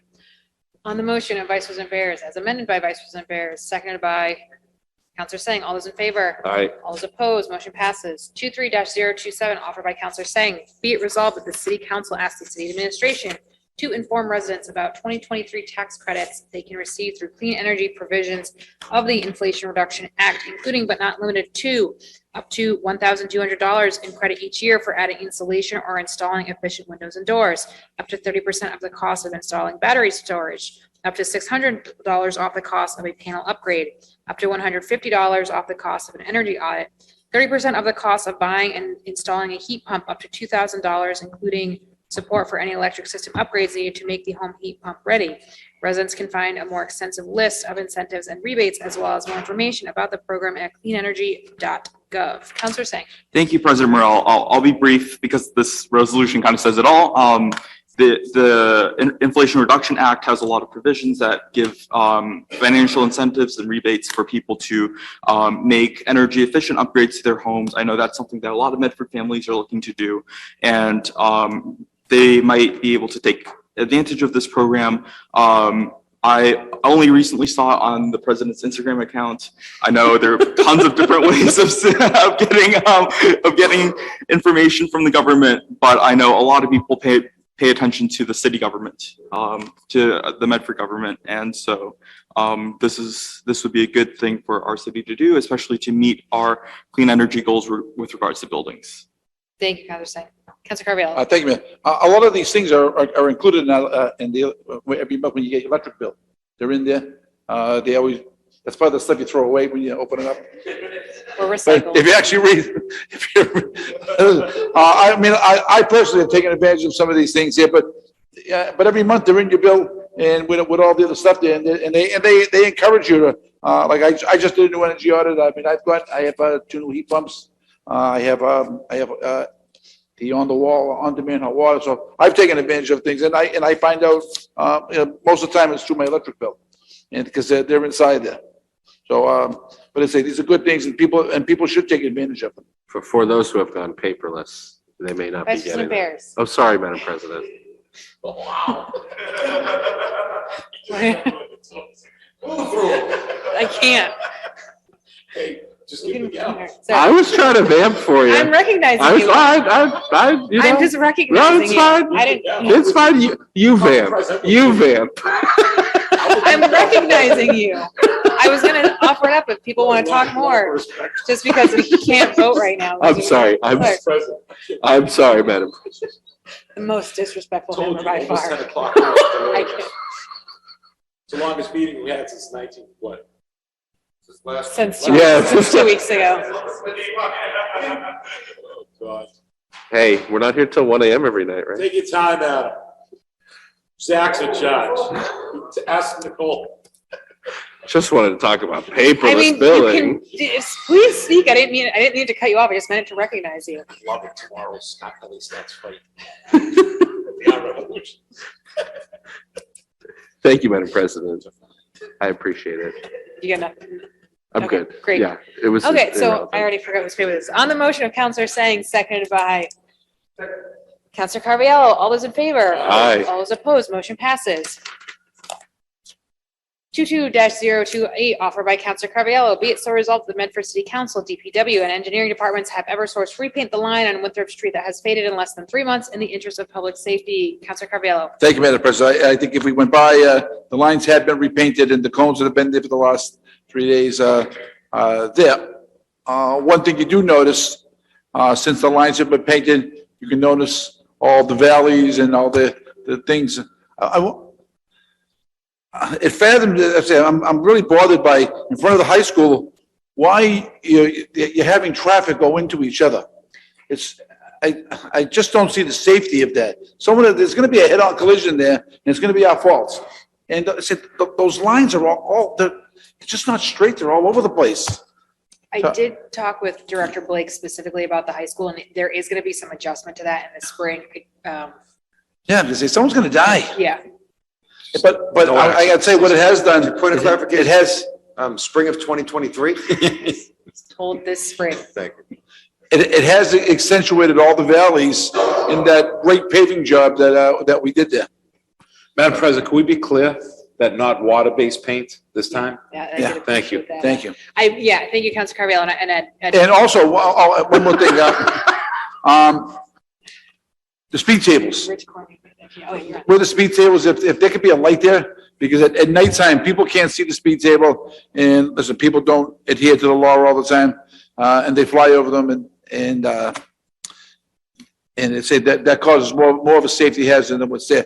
And I did get seeing they were talking about lines and things, I did get a call from a resident asking that the crosswalk at Harvard Ave and High be repainted, because that's where you get a lot of kids cross there in the interest of public safety. So if we can get that done too, I'd appreciate it. Would you like those as amendments? Yes, please. Any further discussion? And I appreciate you bringing this forward. I live right there, so I noticed the new lines. I am curious as to Councilor Scarpelli's joke, but why was this paint in this condition in the first place? Why did we get paint that basically disappeared and you couldn't see anything? So we'll see if we can get an answer to that. I know why. It's I don't- because the paint we usually complained better and we than called last them time. up here so many times. So the administration said, you're making us look bad. Could you put something down and see how long it's gonna last just to get the noise to go away? Yeah, You know what I mean? That's why. Yeah, I was embarrassed. my understanding is that they didn't use like the thermoplastic permanent paint because of the season. You know? Right, which I Yeah. understand, but I don't know. It's clearly didn't last. I'm not Right, defending yeah, it, but yeah, my understanding yeah. was they were planning to go back and do a better job in the spring and they let it go too long in the winter. And that's probably an indication of what we were talking about around the whole scheduling thing. Again, not to blame any specific party as to why things need to be scheduled the way they need to be scheduled, but it seems that the reason the paint went out is that it was scheduled incorrectly. And the reason that there did multiple passes and there are seams is because it was not scheduled in such a way that they could do a complete pour. So, you know, it goes back to this question of scheduling really at the end of the day. Right. I heard they blame the police chief. It's his fault. Well, and again, I'm not blaming anybody. No, But, not you. I'm saying Eversource. I was told that. well, they said it was an issue with details, Right. and so they need to come together and get a better plan, right? Like, that's really the answer. Especially for the second half. I think that's important. That's a resolution for next month. All right. Yes. Move approval. So on the motion of Counselor Carviallo, as amended by Counselor Carviallo, seconded by Counselor Knight, all those in favor? All those opposed, motion passes. Communications from city officers and employees, 22-519, Vice President Barris. Just move to waive the reading in favor of a brief summary. On the motion of Vice President Barris to waive the reading of 22-519. in From favor the of brief chair. Summary from, me, the chair, or, okay, Yes. I was like, 'cause she's gone. No, she's there. Brief summary of the paper. All those in favor? Aye. All those opposed, motion passes. We do have Roberta Cameron on the line if you want. No, it's good. We're good. Okay. Yeah. You're all mumbling. You know it's before us. This was- Yeah, if you just want Okay. to say what it is, yeah. Sure. So this is just a few wording changes to the the ordinances of the city of Medford establishing the Community Preservation Committee with regard to vacancies, as well as just when projects can reappear or come before the council once again. We had a committee of the whole on it last week. It was reported out favorably, and these are all suggestions coming directly from the chair of the CPC. Motion for approval. Motion to approve for first reading. On the motion of Counselor Collins to approve for first reading, seconded by Vice President Barris. Mr. Clerk, please call the roll when you are ready.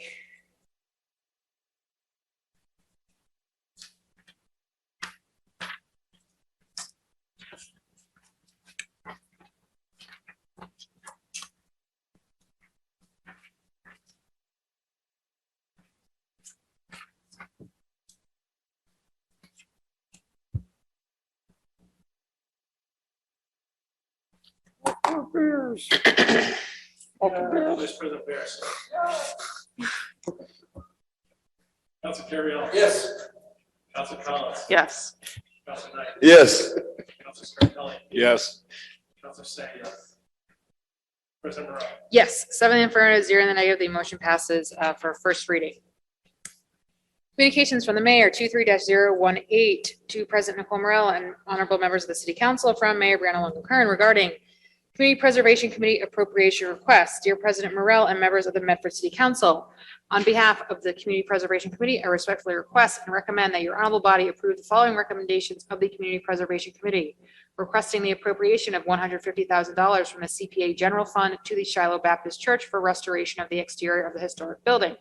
Requesting the appropriation of $10,000 from the CPA Housing Reserve to Housing Families, Inc. to provide emergency rental assistance as part of the pro bono legal services program.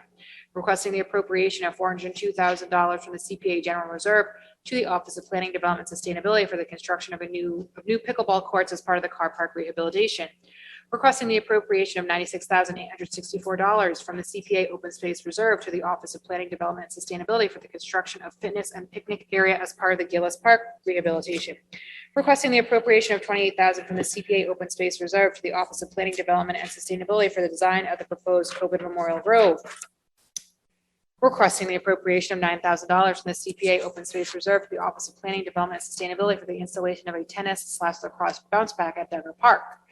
Requesting the appropriation of $85,000 from the CPA Historic Reserve to the Islamic Cultural Center of Medford for the Isaac Hall Preservation Project. Requesting the appropriation of $35,000 from the CPA Historic Reserve to the Medford Brooks Estate Land Trust for the further design work for the proposed Brooks Estates Access Drive. Requesting the appropriation of $50,000 from the CPA General Reserve to the DPW/Cemetery Commission for Historic Preservation Study of the Oak Grove Cemetery Caretakers Quarters.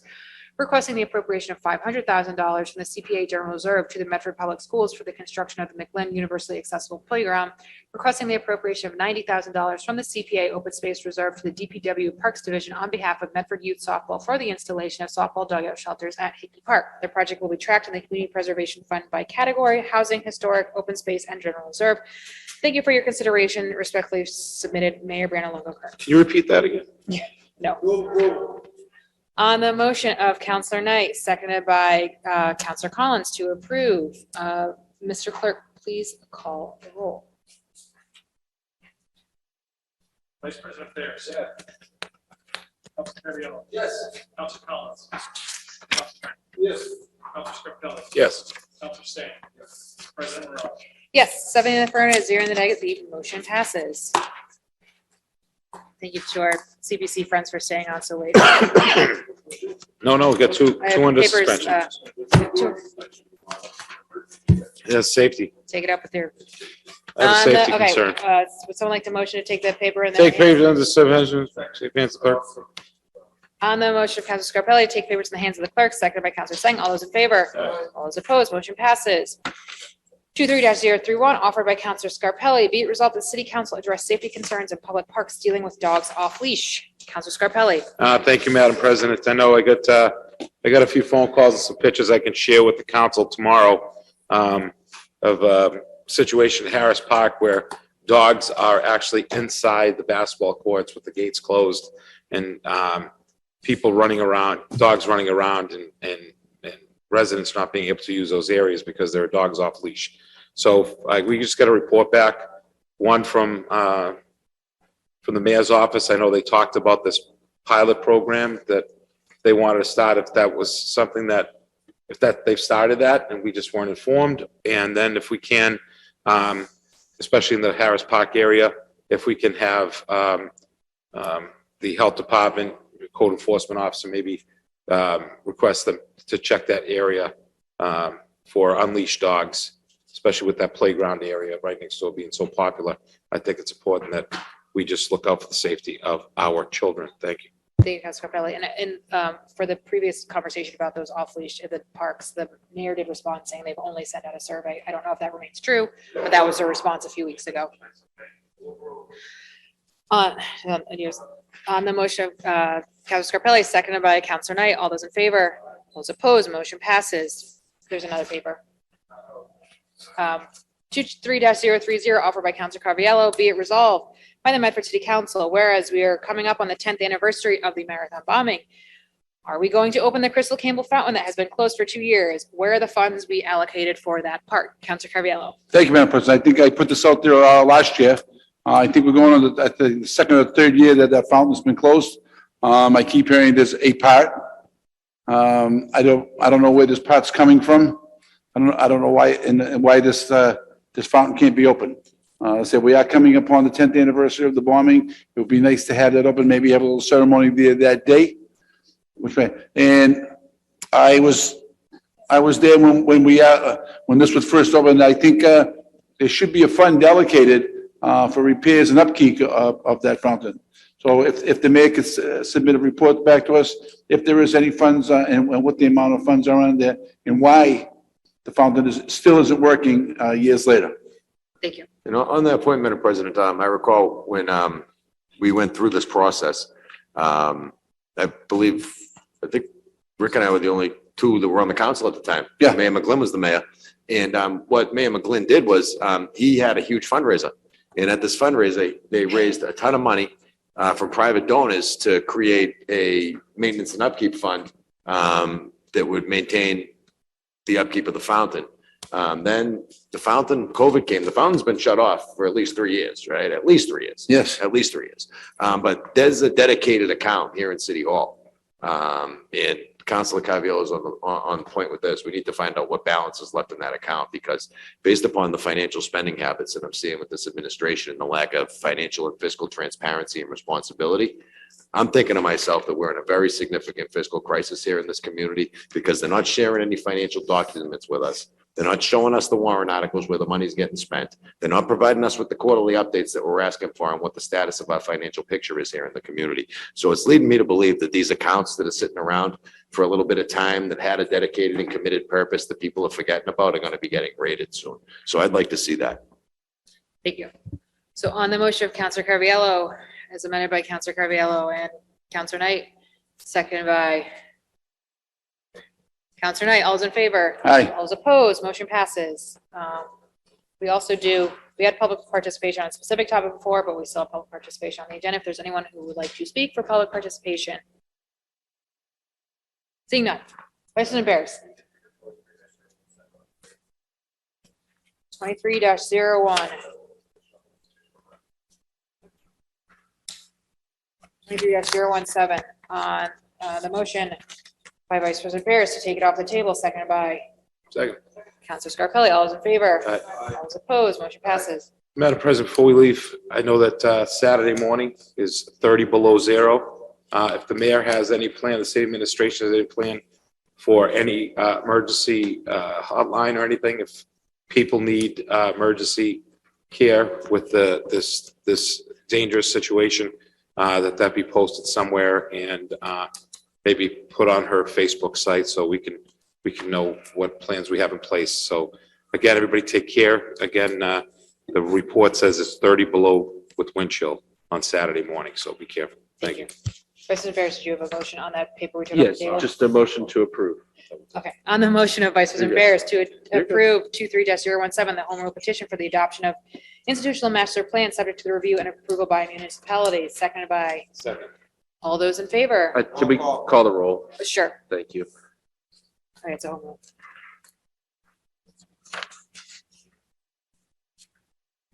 Are you really? We would have 7-0 on it last time. Council Scarpelli? Yes. Okay. Vice President Barris. Yes. Council Carviallo. Council Collins. Yes. Council Knight. Council Scarpelli. Yes. Council Singh. Yes. President Morrell. Yes. Did you call Council Carviallo? Yes. Okay. Yes. Okay, all right. 6 in the affirmative, 1 in the negative, the motion passes.